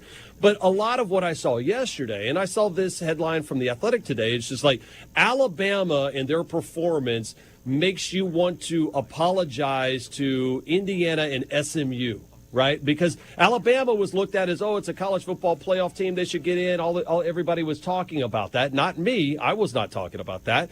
And yet they're saying because Alabama lost to Michigan yesterday in the ReliaQuest Bowl, all of a sudden we look at, this is okay that SMU got blown out. This is okay that Indiana got blown out. This is okay that Boise State lost by 17. What may happen against Arizona State later today? Like, it was this big referendum of how, you see, we told you that Alabama wasn't very good. Like, how in the world are you going to compare a bowl game and opt-outs versus the college football playoff? That's just such a straw man argument that makes zero sense whatsoever. Well, I think a lot of people will look at Alabama and look at South Carolina. Who knows? I mean, Ole Miss is probably going to put up 400 points today because Lane Kiffin's going to be trying to prove a point that the other two teams that were like 13, 14, 15, whatever the order was, weren't able to do. But had Alabama gotten into the college football playoff, had they been team number 12, there would not be the opt-outs. There would have been a little bit more of a give a blank than they clearly showed against Michigan. That was a Michigan team comprised of a second-string defense that, frankly, handled Alabama. I know the score was 19-13. Like, it's not wasn't that close. It wasn't indicative of a blowout, but that game did not feel close at all. The 3 turnovers that they had in the first half alone, Jalen Milroe and the way that he played, the defensive line got after him, and there was no answer. There was no fight from this Alabama team. So I think what this proves can be a number of different things. Number one, stop with the hypothetical, like these, if this team was in the college football playoff, it would mow its way down to the national championship. This is, how many times has Alabama been favored as a double-digit favorite? Three different times this year. Vanderbilt, Oklahoma. They lost 3 games where they were double-digit favorites, right? Michigan, Vanderbilt, and of course the Oklahoma game in which they got blown up by 21. Yeah, and that's a problem because, like, we keep thinking, hypothetically, Alabama would be able to beat all these teams. Alabama would be better than all these teams in the 12 teams college football playoff. Well, we don't play the games on paper. The results matter. The regular season matters to prove who deserves to be in there. And there will always be people who look at the results of SMU, of Indiana, heck, maybe even people who, are dunking on Boise State today, even though I do think that they deserve to be there. They were the Group of 5 champion. They put up a hell of a fight in what was mostly a one-score game against Penn State. But there will be people who try to say that, they're not deserving of it because they're not from the SEC or from the Big Ten or from the major conference. You have to prove it. You have to prove that you can do what it takes, whether you're in the CFP or not. So that falls not only on the roster of Alabama to rise to the occasion, which they clearly didn't do. I think it says something about Kalen DeBoer and maybe needing a full-on reset. Now that he has a year under his belt, he's been able to establish his culture at Alabama, his way of doing things. maybe he doesn't have the right guys on the roster, Peter. I don't think it's too much of a stretch to think that, if he gets his guys in there, the players that he went after and recruited, not just having to retain the players that Nick Saban had from a year ago, that maybe there would have been a different result yesterday, or at least in the effort column, it would have looked a lot different. I want you to take a listen to what Kalen DeBoer had to say in that post game after losing to Michigan in the ReliaQuest Bowl about, his thoughts on whether or not this was a successful season. Every time you're in the locker room and you have something like this, it's disappointing. I think there's a lot of things that you take from it. And I know that the guys that hung in there, that probably played their last game in the crimson and white, they wouldn't have had it any other way, as far as to show the grit, show the determination, to show the competitiveness. They stayed the course. There's a whole lot more. I just think that really goes into the last 12 months. People see what happens on a Saturday. It's guys choosing to stay here, guys choosing to go from 1 week to the next, when you're on a little bit of a roller coaster through the middle of the season, and as long as we learn from it, then it can be a success moving forward. He's going to be under at least as much pressure as any coach in all of college football coming up next year. I thought that pressure was on Ryan Day, and Ryan Day, by beating Tennessee, kind of got that off his back after losing to Michigan the way that he did. But Michigan ultimately puts Alabama square in the crosshairs of what Kalen DeBoer can and cannot be, because we already knew that is a fan base that'll spend 3 hours on a hold to talk to Paul Feinbaum if they don't like a third down call in game 2 against Mercer, right? This is a team that has championship aspirations, and it's not a hot seat situation. But Alabama is no longer going to get the benefit of the doubt of the brand. It used to be you were psyched out when you played Alabama because of the amount of success that they had, and Nick Saban was getting off that bus. Kalen DeBoer and those players right now don't extract the same amount of fear. And Michigan almost wanted that, right? In the past, people were like, oh, man, these are murderless, are joyless murder cyborgs. That's what I always called Alabama football, because they were void of emotion. And now you look at this team in which Kalen DeBoer has to get this right early. And if he does it, then it gets wobbly. I'm not talking about they're going to fire him. It's a $70 million buyout. And I think the days of big-time buyouts in college football are virtually over. Why take that money and put it into your NIL collective and, quote-unquote, buy more players than ever before? But Alabama's brand has been tarnished a little bit because of this season. When you lose the ReliaQuest Bowl, that's not why Alabama was getting champions. And Kalen DeBoer has to fix that immediately going up next year. And where does that start? It starts at the quarterback position. I don't think Jalen Milroe, I know he still has eligibility. He's not going to be back at Alabama, right? I can't imagine he would be, no. So either transfer or go to the NFL, depending upon what you're hearing from teams and from your agent about where you're going to go. They need a reset at some of the most important positions. Remember, there were guys who jumped in the portal last year. Caleb Downs was on that Alabama team and then decided he wanted to go somewhere else after Saban left, and he ended up at Ohio State. Where's he playing tonight? Isaiah Bond, yep. Wide receiver, going to be playing and hopefully suited up for Texas later today. And both teams are in the college football quarterfinals, and Alabama wasn't. You're right. There is something to be said about the expectation that was set forth for Kalen DeBoer this year. Anybody who thought it would be completely unfathomable for this team to have 3 to 4 losses in a year of turnover, in a year of transition, was just looking at this through crimson-colored glasses. It was going to take some time for Kalen DeBoer to establish what he wanted to do. Heck, we can go back in history and look at how long it took Nick Saban, a year or two, but it still wasn't perfect in year 1 in 07 or whatever it was. And then, of course, we know about Kirby Smart, too, and how long that took. I'm not to say, give up on Kalen DeBoer now. I think that would be a completely knee-jerk reaction. But he learned a lot this year about how to handle his team, about how to come out in games, about how to play on the road. And certainly that, reinforcing these games aren't played on paper. I think that he already knew that. Alabama fans learned that very clearly, though, over the course of the season and yesterday. 888-SAY-ESPN is that number, the Dr. Pepper call-in line. The show is always presented by Progressive Insurance. All right, coming up next, there's one Cinderella team that's remaining in the college football playoff. Can a Cinderella actually win the Natty here in college football? We'll discuss that coming up next here on Unsportsmanlike. It's bowl season on ESPN Radio. 25 bowl games, including the college football playoff and national championship game. Touchdown! electricity, the atmosphere. Bowl season continues today with a college football playoff quarterfinal tripleheader. Coverage begins at 1 Eastern on ESPN Radio and on ESPN. Adam Schefter here with Vivid Seats. We've got some late-breaking news coming out of the stands. According to multiple sources, Vivid Seats fans are scoring rewards on every purchase and at a rapid pace. Obviously, these rewards are a game changer, and coupled with their MVP-worthy ticket selection, why get tickets anywhere else? Don't drop the ball this season. Shop with Vivid Seats and earn rewards on every ticket. And as the official ticketing partner of ESPN, Vivid Seats is offering you $20 off your first $200 ticket purchase with code Schefter. That's code Schefter. Timeout. Your body goals don't have an off season. GNC is ready to help you get a stronger start on the new year with help building more muscle and proven weight loss support. Need a boost? We're ready with GNC vitamins for your longest winter days. Want the best energy drinks? They're at GNC. Never tried creatine before? Get ready to be amazed. GNC coaches are ready to help you in stores everywhere, and you can shop our full collection of flavors and online exclusives at GNC.com. GNC, live well.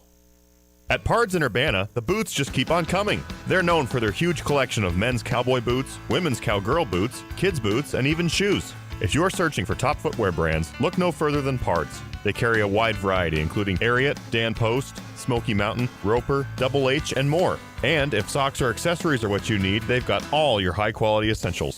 Since 1968, Pards has been serving their customers with high-quality merchandise. And if you haven't been to Pards in a while, a lot has changed. Go check them out just off University Avenue in Urbana.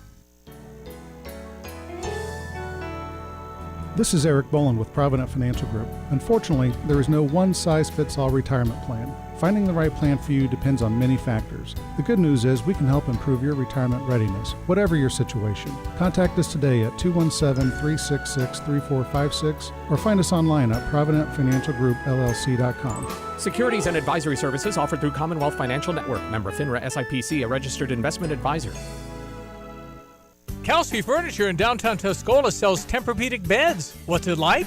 I'm going to tell you right now, Stevie, that thing is the best thing I've ever slept on in my life. My wife and I both have said we've never had better night's sleep. And the people at Kelsey's were fantastic. Brian is the guy that helped us. You know, as much as I did my research, he has a world of knowledge about beds themselves. Oh, man, it's like sleeping on a cloud, man.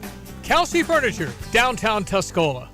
Dick Van Dyke Appliance World is having their biggest sale of the year, December 26th through January 1st. Get up to 80% off clearance items at Dick Van Dyke Appliance World. And enter to win one of 2 free GE Profile 2-in-1 washer-dryer combos valued at $2,900 each. Don't miss their biggest sale of the year. Dick Van Dyke Appliance World is located at 1510 North Neal in Champaign. Dick Van Dyke Appliance World's biggest sale of the year, December 26th through January 1st. Don't miss it.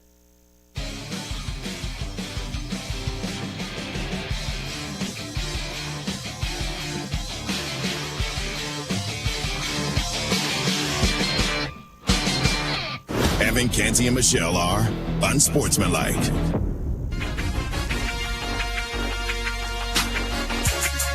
It is Unsportsmanlike ESPN Radio, always presented by Progressive Insurance. Peter Burns and Courtney Cronin as we continue to move on, talking about resolutions, intentions for the new year. And listen, I'm lucky enough, and I love what I do, CC, as the anchor of the SEC Network. And I've seen a lot of national championships, whether it be football, whether it be baseball. We've seen that. I mean, men's hoops are looking extremely pretty solid this year so far in the SEC.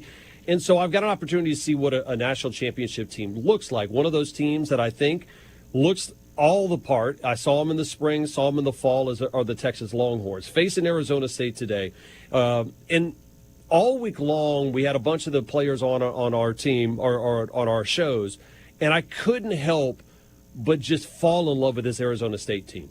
Okay, between Kenny Dillingham being so young, and I think him being an Arizona State guy, he just fits that fan base perfectly. Even Sam Levitt, the transfer coming in, and he said, I think I'm going to be the best quarterback on the field. And people said, oh, you're talking trash about Quinn Ewers. He's like, no, what the hell else do you want me to believe in other than myself? I love that mentality. But the reason why that I think Arizona State has that underdog love to them is because of Cam Scatterbo, the running back, who is like a throwback running back. He's so fun to watch. He's so fun to listen to. And I want you to take a listen to him yesterday in his presser about whether or not him and this team feel disrespected coming in. You're always going to feel disrespected, and if you don't, there's something wrong with you. If you look at it and, your boss is going to always look at you like you're not at the highest level, so you should feel disrespected. And, I look at it like if people still think they can stop me, then they're disrespecting me. And I'm going to continue to think that way because that's what drives me as a player.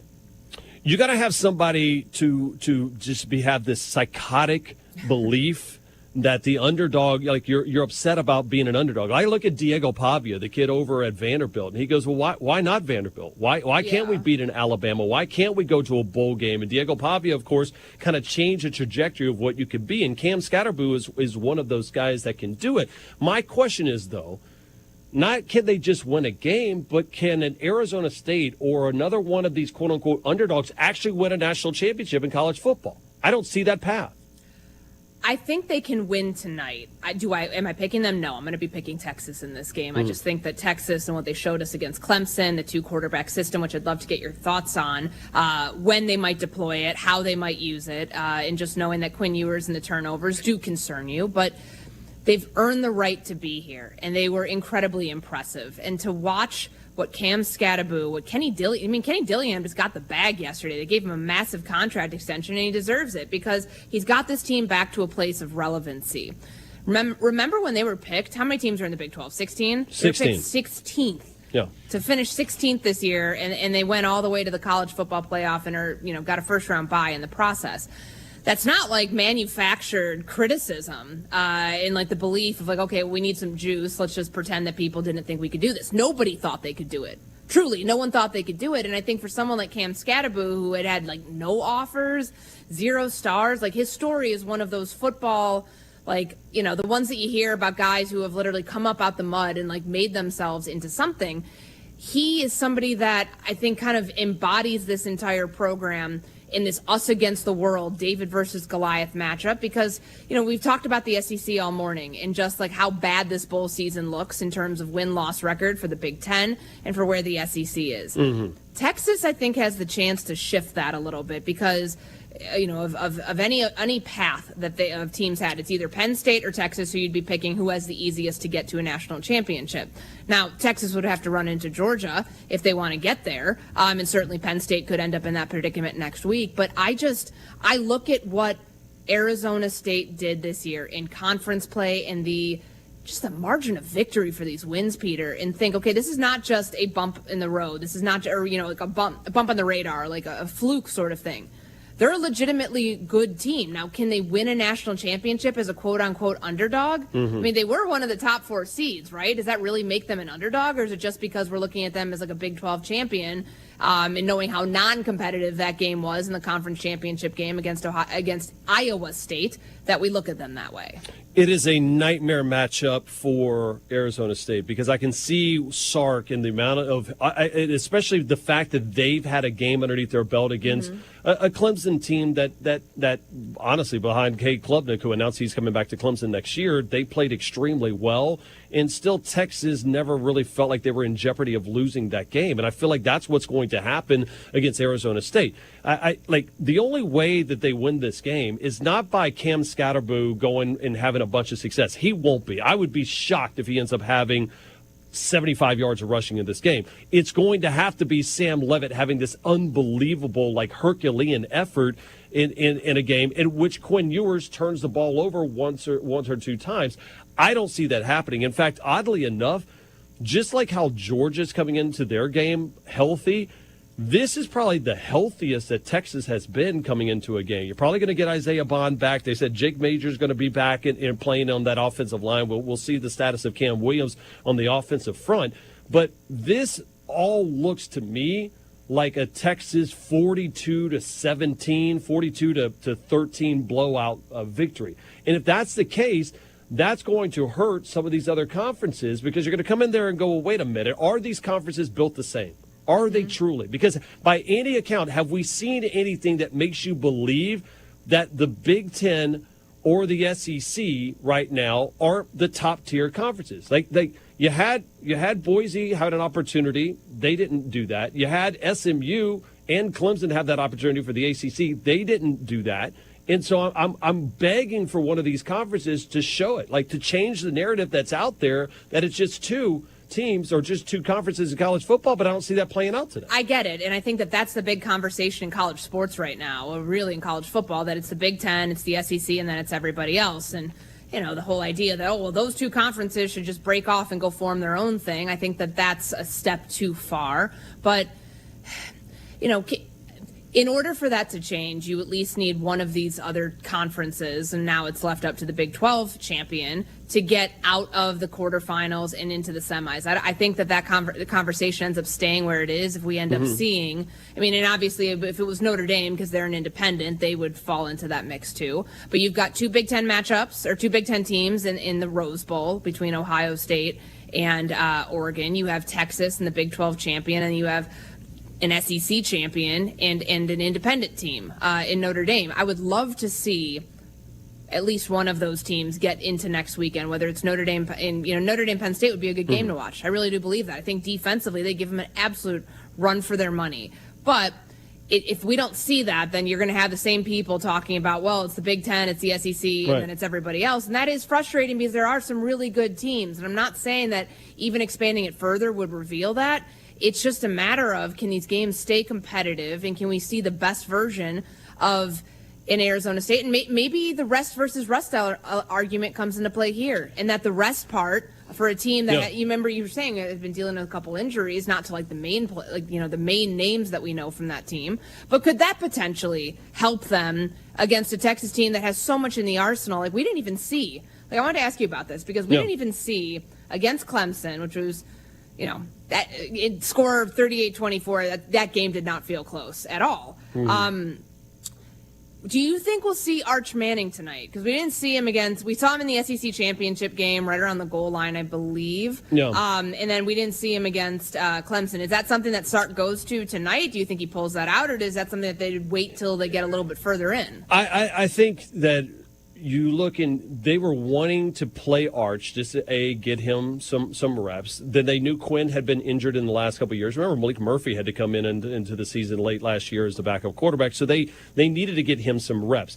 They have found certain packages to get Arch in, but make no mistake about it, I've been saying that for a long time. This was never going to be a quarterback battle by any means. No. The whole game plan, and the reason why Arch Manning came to Texas over other teams was because they wanted that game plan. They wanted him to redshirt for a year, play a little bit in year 2, take the reins over in year 3, and then potentially go to the NFL draft, or not be in any rush and get even more snaps and play in a fourth year.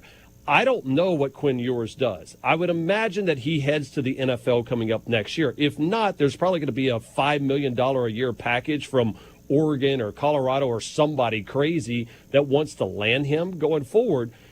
Because I look at this, and Arch Manning is the future of Texas football, but that future is not now. If he plays, it's only going to be in a blowout or maybe one or two plays over in the red zone. I still don't think that they play with their food. This is Quinn Ewers' team, and I think that they roll tonight against Arizona State. All right, coming up, we'll talk a little bit more about the college football playoff, the New Year's resolutions, and NFL MVP race. She's Courtney Cronin. I'm Peter Burns, and this is Unsportsmanlike. It's bowl season on ESPN Radio. 25 bowl games, including a college football playoff and national championship game. The electricity, the atmosphere. Bowl season continues today with a college football playoff quarterfinal tripleheader. Coverage begins at 1 Eastern on ESPN Radio and on ESPN. At the Home Depot, we know you can't control everything, like when your guests arrive too early for Saturday college football. But you can control your grill. With the Traeger Timberline XL, you can watch the game, not the grill. Monitor your football feast from anywhere using the Traeger app. With the Timberline XL, you can bake, smoke, sear, fry, and saute. That's Desmond Howard level versatility. Huddle up, the food's done. Defend your game time with Traeger and the Home Depot. How doers get more done. Progressive presents Renter's MVP's Most Valuable Possessions. Today's MVP, Emily Neal's 70-inch TV. Because after watching her second-grade students yell at each other for hours, there's nothing Emily enjoys more than watching super-rich housewives also yell at each other. Why? Because those women are not her responsibility. And that's why her TV is today's MVP. Keep your most valuable possessions protected by bundling your renters and auto insurance with Progressive. Progressive Casualty Insurance Company affiliates and other insurers not available in all states. You've set your financial goals. One kid plans to go Big Ten, the other Ivy. Your bucket list includes seaside sunrises and sunsets on the slopes, or perhaps a second home away from it all. Busey Bank can help develop the right investment strategy to take charge of the years ahead. Busey Bank, building business, growing wealth since 1868. Proud to be the official bank of the Fighting Illini. Member FDIC. Get the roof your home deserves by Roof Doctors, your residential roofing specialist that has always offered the best warranties in the industry, like our non-prorated 50-year warranty. Our customers love that we are family-owned and locally operated. We make our customer needs our top priority. With over 30 years experience and the best customer service, give Roof Doctors a call today for your free estimate at 328-7529. In your community and for your community, Roof Doctors. Illinois basketball star Merez Johnson on needing some help from Sarah Champagne and Ben Quattrone. I was going back home for a weekend and I was going to be downtown. I text Ben, can I get a different car, go to Chicago? And I got something small, a nice Buick, something that was nice. I got my car back when I came. It was quick. Ben and Sarah Champagne took care of me. And Sarah Champagne would do that for you too. Learn more at sarahchampagne.com. That's SERRA champagne.com. Hi, I'm Tyler Weaver, president of Carpet Weavers Flooring and Furniture Gallery. It's time to come home to Carpet Weavers. We don't want you to just like your new floors. We want you to love them. From waterproof floors and carpet to furnitures and design advice, we've got a team of experts on your side. We'll get you the best price and the best quality products. And complete your home with furniture and accessories. Buy it all with free financing too. Come home to Carpet Weavers, where floors, furniture, and family meet. Switching is easy. We do it all the time. We switch on the lights. We switch TV channels. Some of us switch partners while square dancing. Well, that's a stretch. But what's not a stretch is how you can switch and save with State Farm. In fact, State Farm agent Kurt Lenschow right here in Champaign-Urbana can switch you over so you can start saving today. Kurt and his team are ready to welcome you to the State Farm neighborhood. It's easy to switch and save. Just give them a call when you want the real deal. Like a good neighbor, State Farm is there. Muscles and joints, increasing your mobility, boosting your energy, and improving your sleep. Safe Step walk-in tubs are designed to easily fit your existing tub space and are often installed in as little as one day. Just dial 1-800-731-4558 today to save $1,600 and receive a free shower package. That's 1-800-731-4558 for a free no-obligation consultation and to save $1,600. Safe Step walk-in tubs. Safety never felt so good. 30 for 30 presents the New York Sack Exchange. Flecko, Lyon, Salam, Gastineau. If you hit a quarterback and if they got up, you didn't do your job. They were a brotherhood. There is no magic formula for controlling the New York Sack Exchange. But brothers don't always play nice. Flacco could not stand me. I should be waiting all day for you. Well, get down on the stairs. I don't know what you were doing. I'm still trying to forgive and forget. Stream the New York Sack Exchange, now on ESPN+. Adam Schefter here with Vivid Seats. We've got some late-breaking news coming out of the stands. According to multiple sources, Vivid Seats fans are scoring rewards on every purchase and at a rapid pace. Obviously, these rewards are a game-changer, and coupled with their MVP-worthy ticket selection, why get tickets anywhere else? Don't drop the ball this season. Shop with Vivid Seats and earn rewards on every ticket. And as the official ticketing partner of ESPN, Vivid Seats is offering you $20 off your first $200 ticket purchase with code Schefter. That's code Schefter.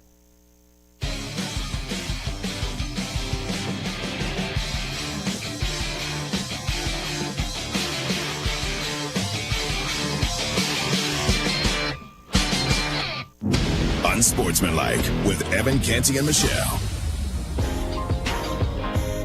Welcome back on Sportsmanlike. Peter Burns, Courtney Cronin, as we've been having a good time, celebrating the brand new year, talking about what happened in the past over in 2024, and kind of spinning it forward to the games. And, of course, one of those games we're going to be talking to Roman Harper about in a couple of moments is the Sugar Bowl. And if you've been following this, it's been talked about over on social media.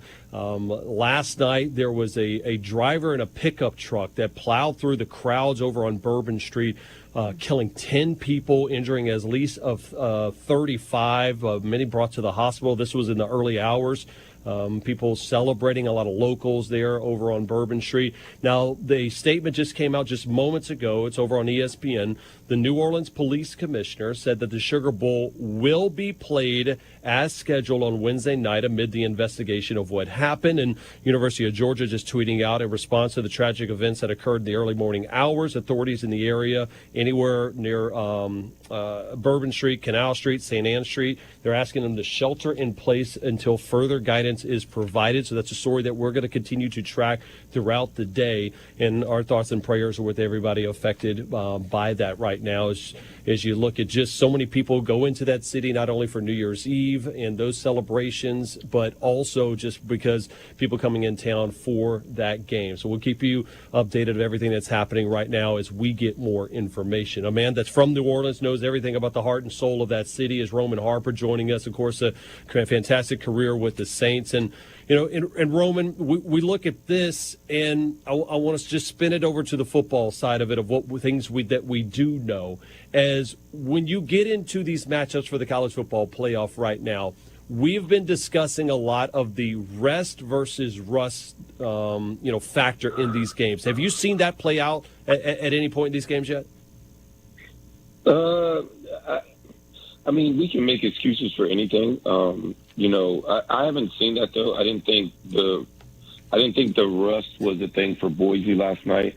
Them having the week off, I didn't think it messed with their game at all. I thought the game played exactly how I figured it was, and it'll be interesting to see, how these coaches really use the extra time to really prepare, especially a team like Arizona State, knowing that in their mind they probably imagined that Texas was going to win that game. So how much more prepared are they?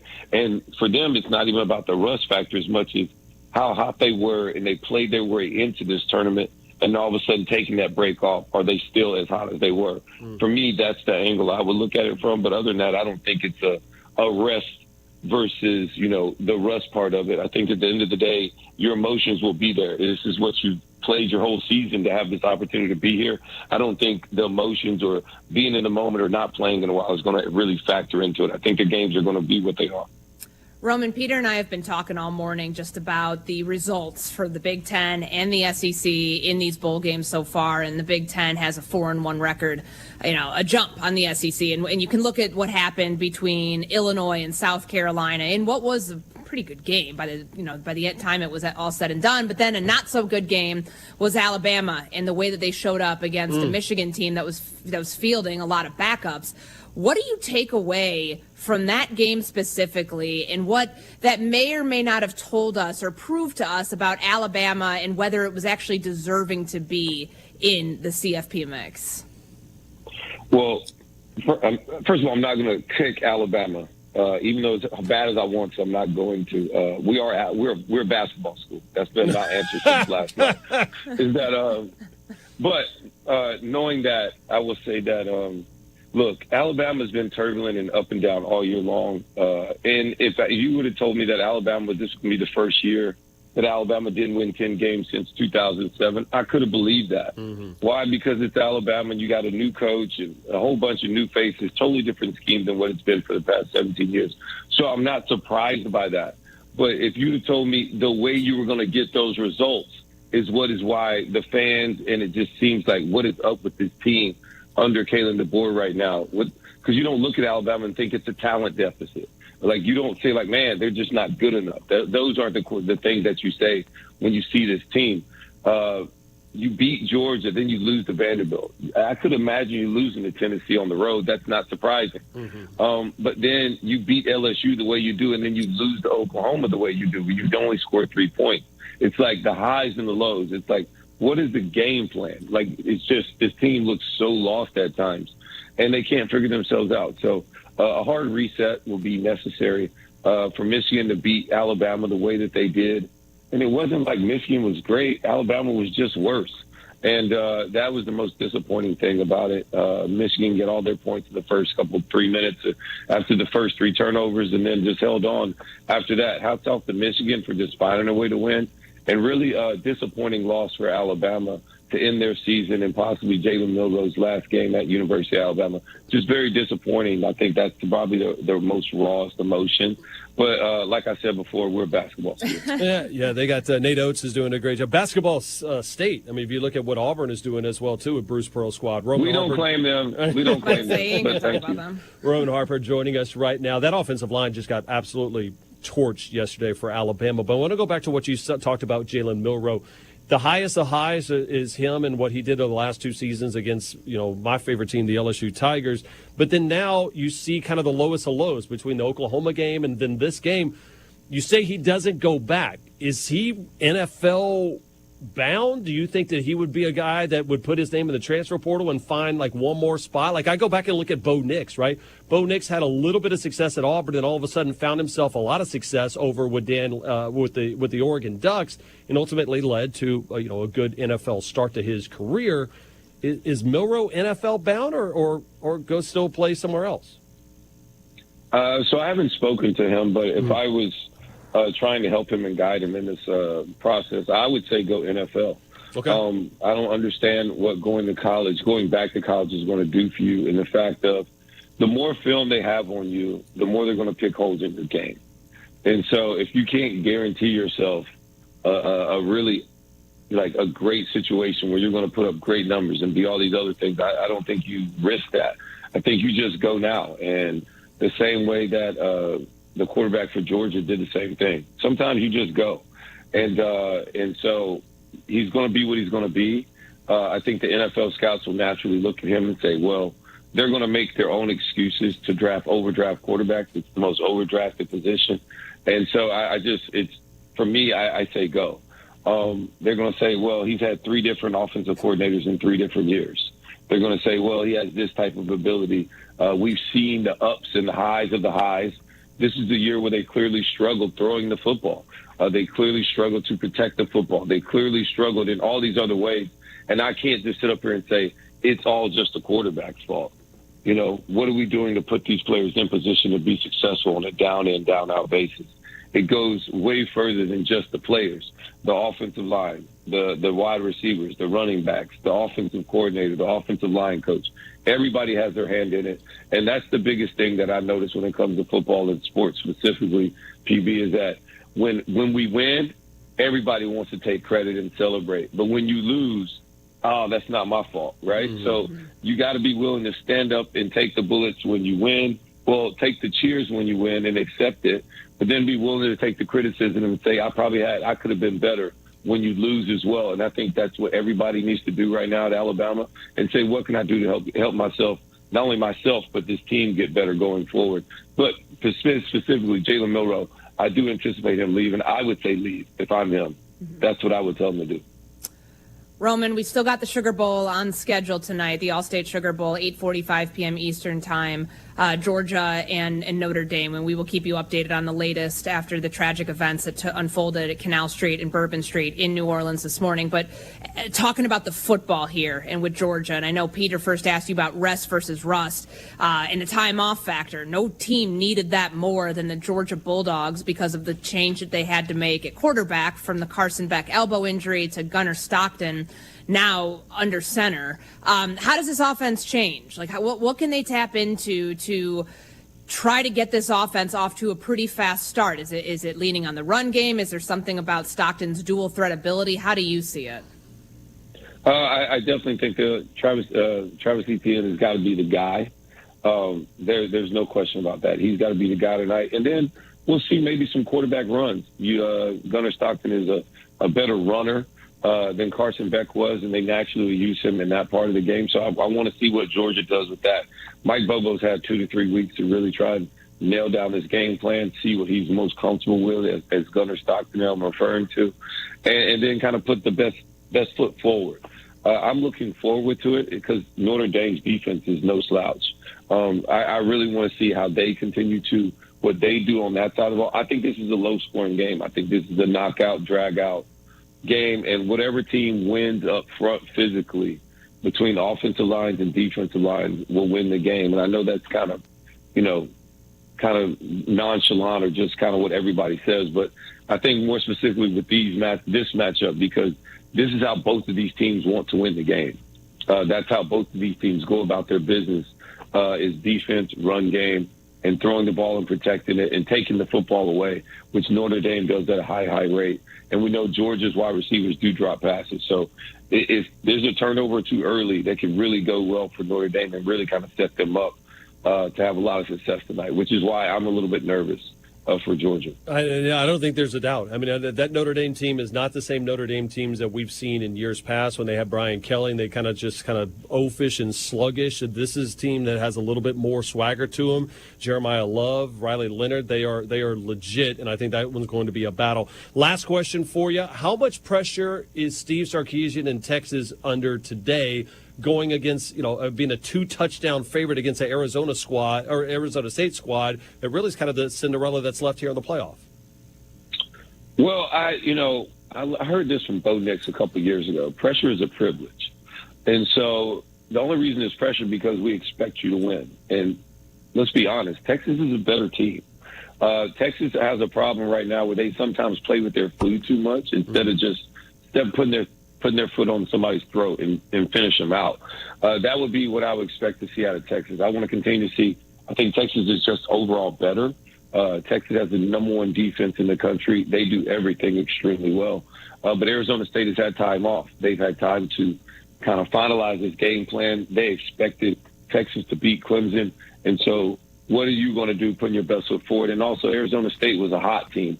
Do they cool off like what you see in baseball sometimes, where all of a sudden you get a little time off before the playoffs and then you don't show up as the same team in a short series? So that would be my only concern. But overall, I expect Texas to win this game, and I expect Texas to continue to advance and be the team that we all expect them to be in this tournament. And it's a reason why they've earned that respect. Steve Sarkisian is recruited at a high level. I don't think there is pressure on him besides just go out there and win the game. And if you think this is a big game, just win it. The next one gets even bigger. That's what I learned from Sean Payton. If this is a big game, guys, win it. And then the next one's going to be even bigger. And then, of course, that next one would be over there in Cotton Bowl, so it would be kind of somewhat of a home game over there for the Longhorns. Roman, always great stuff, man. Happy New Year to you. We'll holler at you soon, all right? Hey, man, Happy New Year's. Appreciate it, guys. Thank you. There it is. Roman Harper, brought to you by Dr. Pepper. Not college football season without the delicious taste of an ice cold Dr. Pepper. College football, it's a pepper thing. Remember, we got you covered for the college football playoff quarterfinal action. Got that Chick-fil-A Peach Bowl, followed by the Rose Bowl, presented by Prudential, and the All-State Sugar Bowl, triple header of college football playoff games today. Coverage begins at 1 p.m. Eastern on ESPN Radio and the ESPN app. All right, coming up, we've got our bowl predictions of 2025. We put a bow on this show. Peter Burns, Courtney Cronin. This is Unsportsmanlike. It's bowl season on ESPN Radio. 25 bowl games, including the college football playoff and national championship game. The electricity, the atmosphere. Bowl season continues today with a college football playoff quarterfinal triple header. Coverage begins at 1 Eastern on ESPN Radio and on ESPN. I'm Michelle Steele, hosting ESPN Daily this week. Every weekday morning, we bring you the best sports story you'll hear all day. Today on ESPN Daily, we're revisiting one of the biggest stories of the year via our 5-part series, Death of a Sports Town. And today, we're at the finale with the sights, the sounds, and the emotions in the Oakland Athletics final home game. That's ESPN Daily. Follow us and listen wherever you get good podcasts. Amber and Ian. We are thrilled to have LA Knight joining the show. I know I am not the wrestling expert who necessarily grew up watching the sport. That's right, we'll get you there. LA, thanks for joining us. LA, tell Amber before you go, or tell her whose game it is. Amber, if you didn't already know whose game it is, I tell you what, you'll hear everybody saying LA Knight. Yeah. Thanks, LA. Amber and Ian, weeknights at 7 Eastern on ESPN Radio. Welcome to TGL presented by SoFi, golf's newest league. It's sharp and it's electric. How is it sharp? How is it electric? Good questions. Try this on for size. 2 hours of hammer dropping, overtime, forcing, playoffs on the line, golf. With 24 of the best players from the PGA Tour, split into 6 teams. Atlanta, Boston, Jupiter, LA, New York, and the Bay. This isn't your average Sunday pickup game. Tune in every week for TGL matches, only on ESPN. Keep up. It's golf. The Hoop Collective Podcast. If you're trying to win the MVP and you're not from one of the top 3 or 4 teams, you have to have a compelling set of circumstances. In other words, a very high bar, especially if your narrative is a little bit messy because he's won 3 and their team appears to be on the decline. Based on historically and the competition, the bar for Jokic is outrageously high. The Hoop Collective Podcast. Listen on the ESPN app or wherever you listen to podcasts. It's bowl season on ESPN Radio. 25 bowl games, including the college football playoff and national championship game. Touchdown! The electricity, the atmosphere. At the 5, and into the end zone! This is why you do what you do. Bowl season continues today with a college football playoff quarterfinal tripleheader. Coverage begins at 1 Eastern on ESPN Radio and on ESPN. It's the beauty of college football. This Saturday, the NFL regular season starts coming to a close with a special doubleheader. First at 4:30, Myles Garrett and the Browns visit Lamar Jackson and the Ravens in Baltimore. Then at 8, Joe Burrow and the Bengals look to keep their playoff hopes alive as they face Russell Wilson and the Steelers. Browns-Ravens Saturday at 4:30 p.m. Eastern, and Bengals-Steelers at 8 on ESPN and ABC.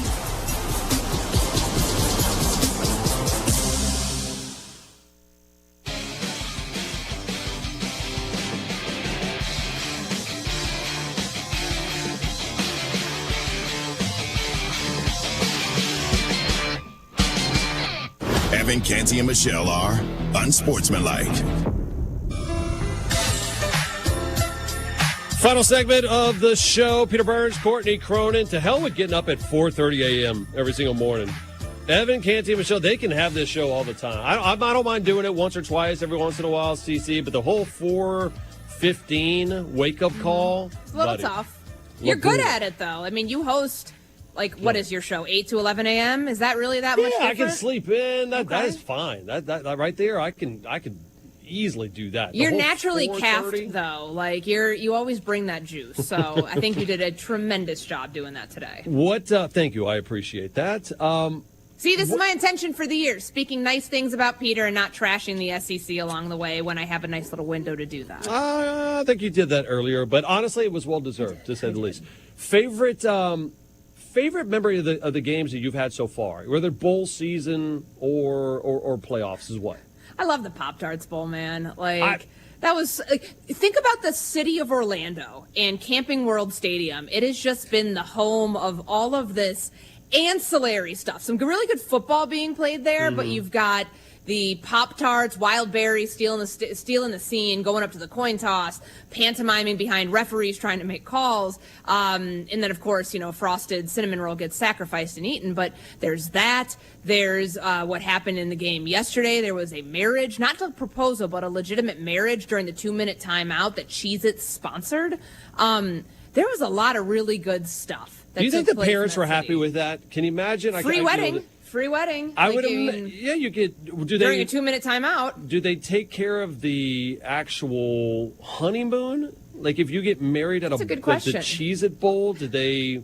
I have so many questions about how that came about, and that's why I don't lose my mind over the bowl games. I felt the bowl games 10 years ago was different. So if you see it over on ESPNU, we're showing it. I mean, this is incredible. But then put a ring on it. I mean, Mr. Cheez-It, I think that's his name, is actually the one. Is he an ordained priest? I don't know. Can he speak? I mean, like that Chedzi? I don't know how that works. Do you just think he yells, cheese, cheese, cheese? I woke up feeling the cheesiest. I mean, again, kudos to them. But this is what the bowl games should be, right? It's whatever you want it to be. You want to get married at it, that's fine. You want to go out there and sacrifice a Pop-Tart, go ahead and have some fun. That's why I don't lose my mind on, Alabama loses and they shouldn't have been a college football playoff team. I'm like, in today's world, I'm like, you can use it whatever you want. And I go back and remember people were losing their mind over Cam Ward playing for 1.5. I'm like, I don't care. Like, good for him. I'm glad that I got to see him for a half. Got to see him, get the record for the most touchdown passes by a FBS Division I quarterback. And the fact that he didn't want to play in the second half, I'm not going to lose any sleep. I saw Whit Weeks yesterday, who is, arguably the star linebacker for LSU. Might have broken his ankle yesterday in the game. And people are going, wait, well, why? He's coming back to LSU. But I'm like, well, he didn't have to necessarily play in that game, and yet he did. So if you want to play in it, great. If you don't, I'm not going to lose any sleep over it. Yeah, anyway.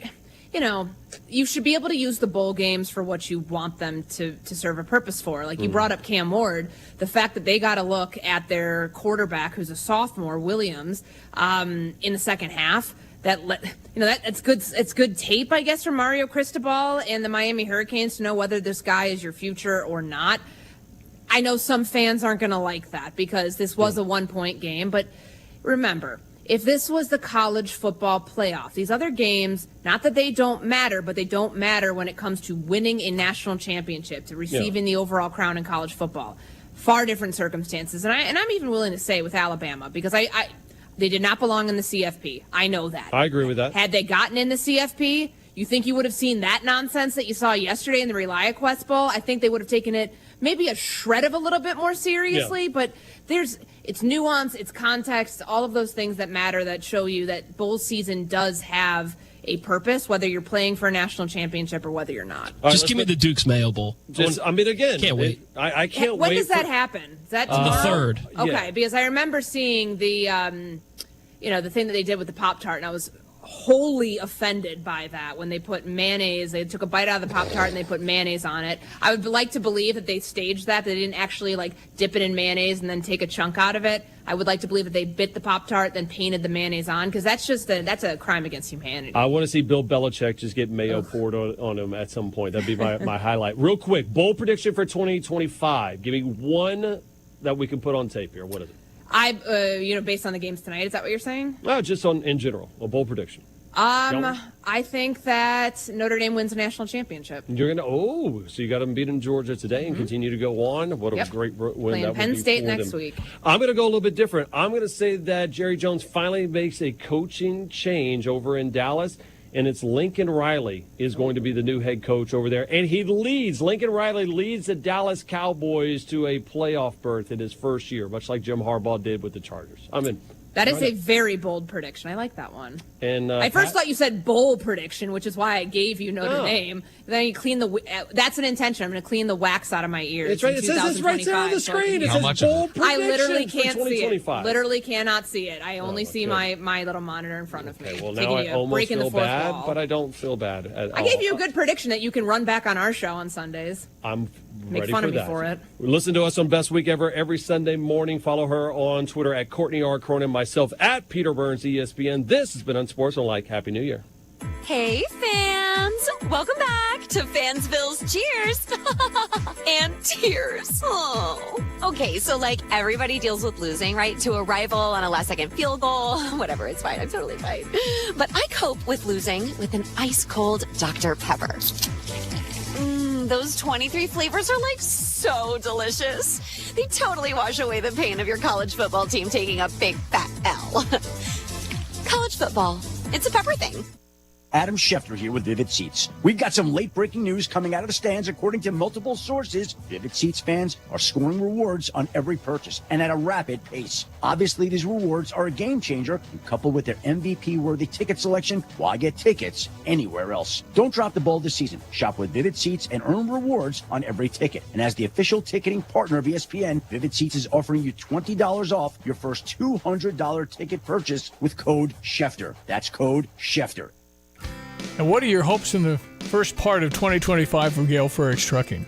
Well, we're going into the year in great shape. We've got a full roster of drivers. Everything looks good. We've got some exciting opportunities with some new customers.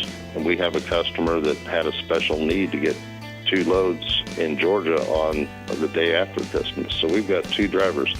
Donna put the word out and said, hey, we're not forcing anybody.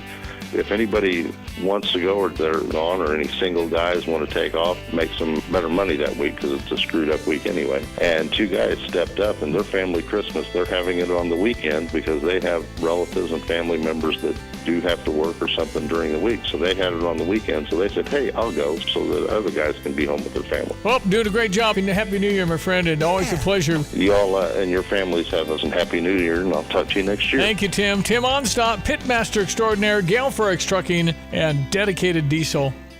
The new year is upon us, and a time to focus on health goals and creating a healthier lifestyle while regrouping after the bustling holiday season. Maybe you have a desk job or you're stuck indoors for long hours during the winter months. Achy joints from the cold, stretching offers benefits like increased mobility, improved health, and overall wellness. Plus, when you're staying active, you reduce stress and set the tone for a healthier year ahead. Urbana Park District has their grand opening and open house for the Health and Wellness Center at 2002 East Washington Street between the Brookins Center and Preston Elementary School. The new Health and Wellness Center has basketball and pickleball courts, fitness and workout equipment, a walking track, plus meeting rooms. Purchase a membership to the Health and Wellness Center and take advantage of this new facility. Learn the details at urbanaparks.org. Urbana Park District, you belong here. Urbana Park District with a new website, urbanaparks.org, with a fantastic new look, including an ADA accessibility program so more people can navigate the website. There's translation services. Just press a button and read the website in a foreign language. Want to register for an Urbana Park District class or program online? It's easier to use. Urbana Park District, you belong here. Check out the new website, urbanaparks.org. Hi, this is Troy Lands from Lands Plumbing, Heating, and Cooling. With colder temperatures here, let's make sure your heating system is operating at its best. At Lands, you can join our comfort family and get exclusive savings and support to keep your heating system in tip-top shape this winter and all year round. Our plans offer tune-ups, discounts on repair, and even lifetime system enhancements. Plus, we back up our equipment with labor warranty when we install it. Find out more about our comfort family maintenance plans at landsinc.com. I'm Troy Lands, and you can count on my company because you can count on me. You're listening to WSJK ESPN 93.5 Tuscola, Champaign-Urbana, your home for the St. Louis Cardinals.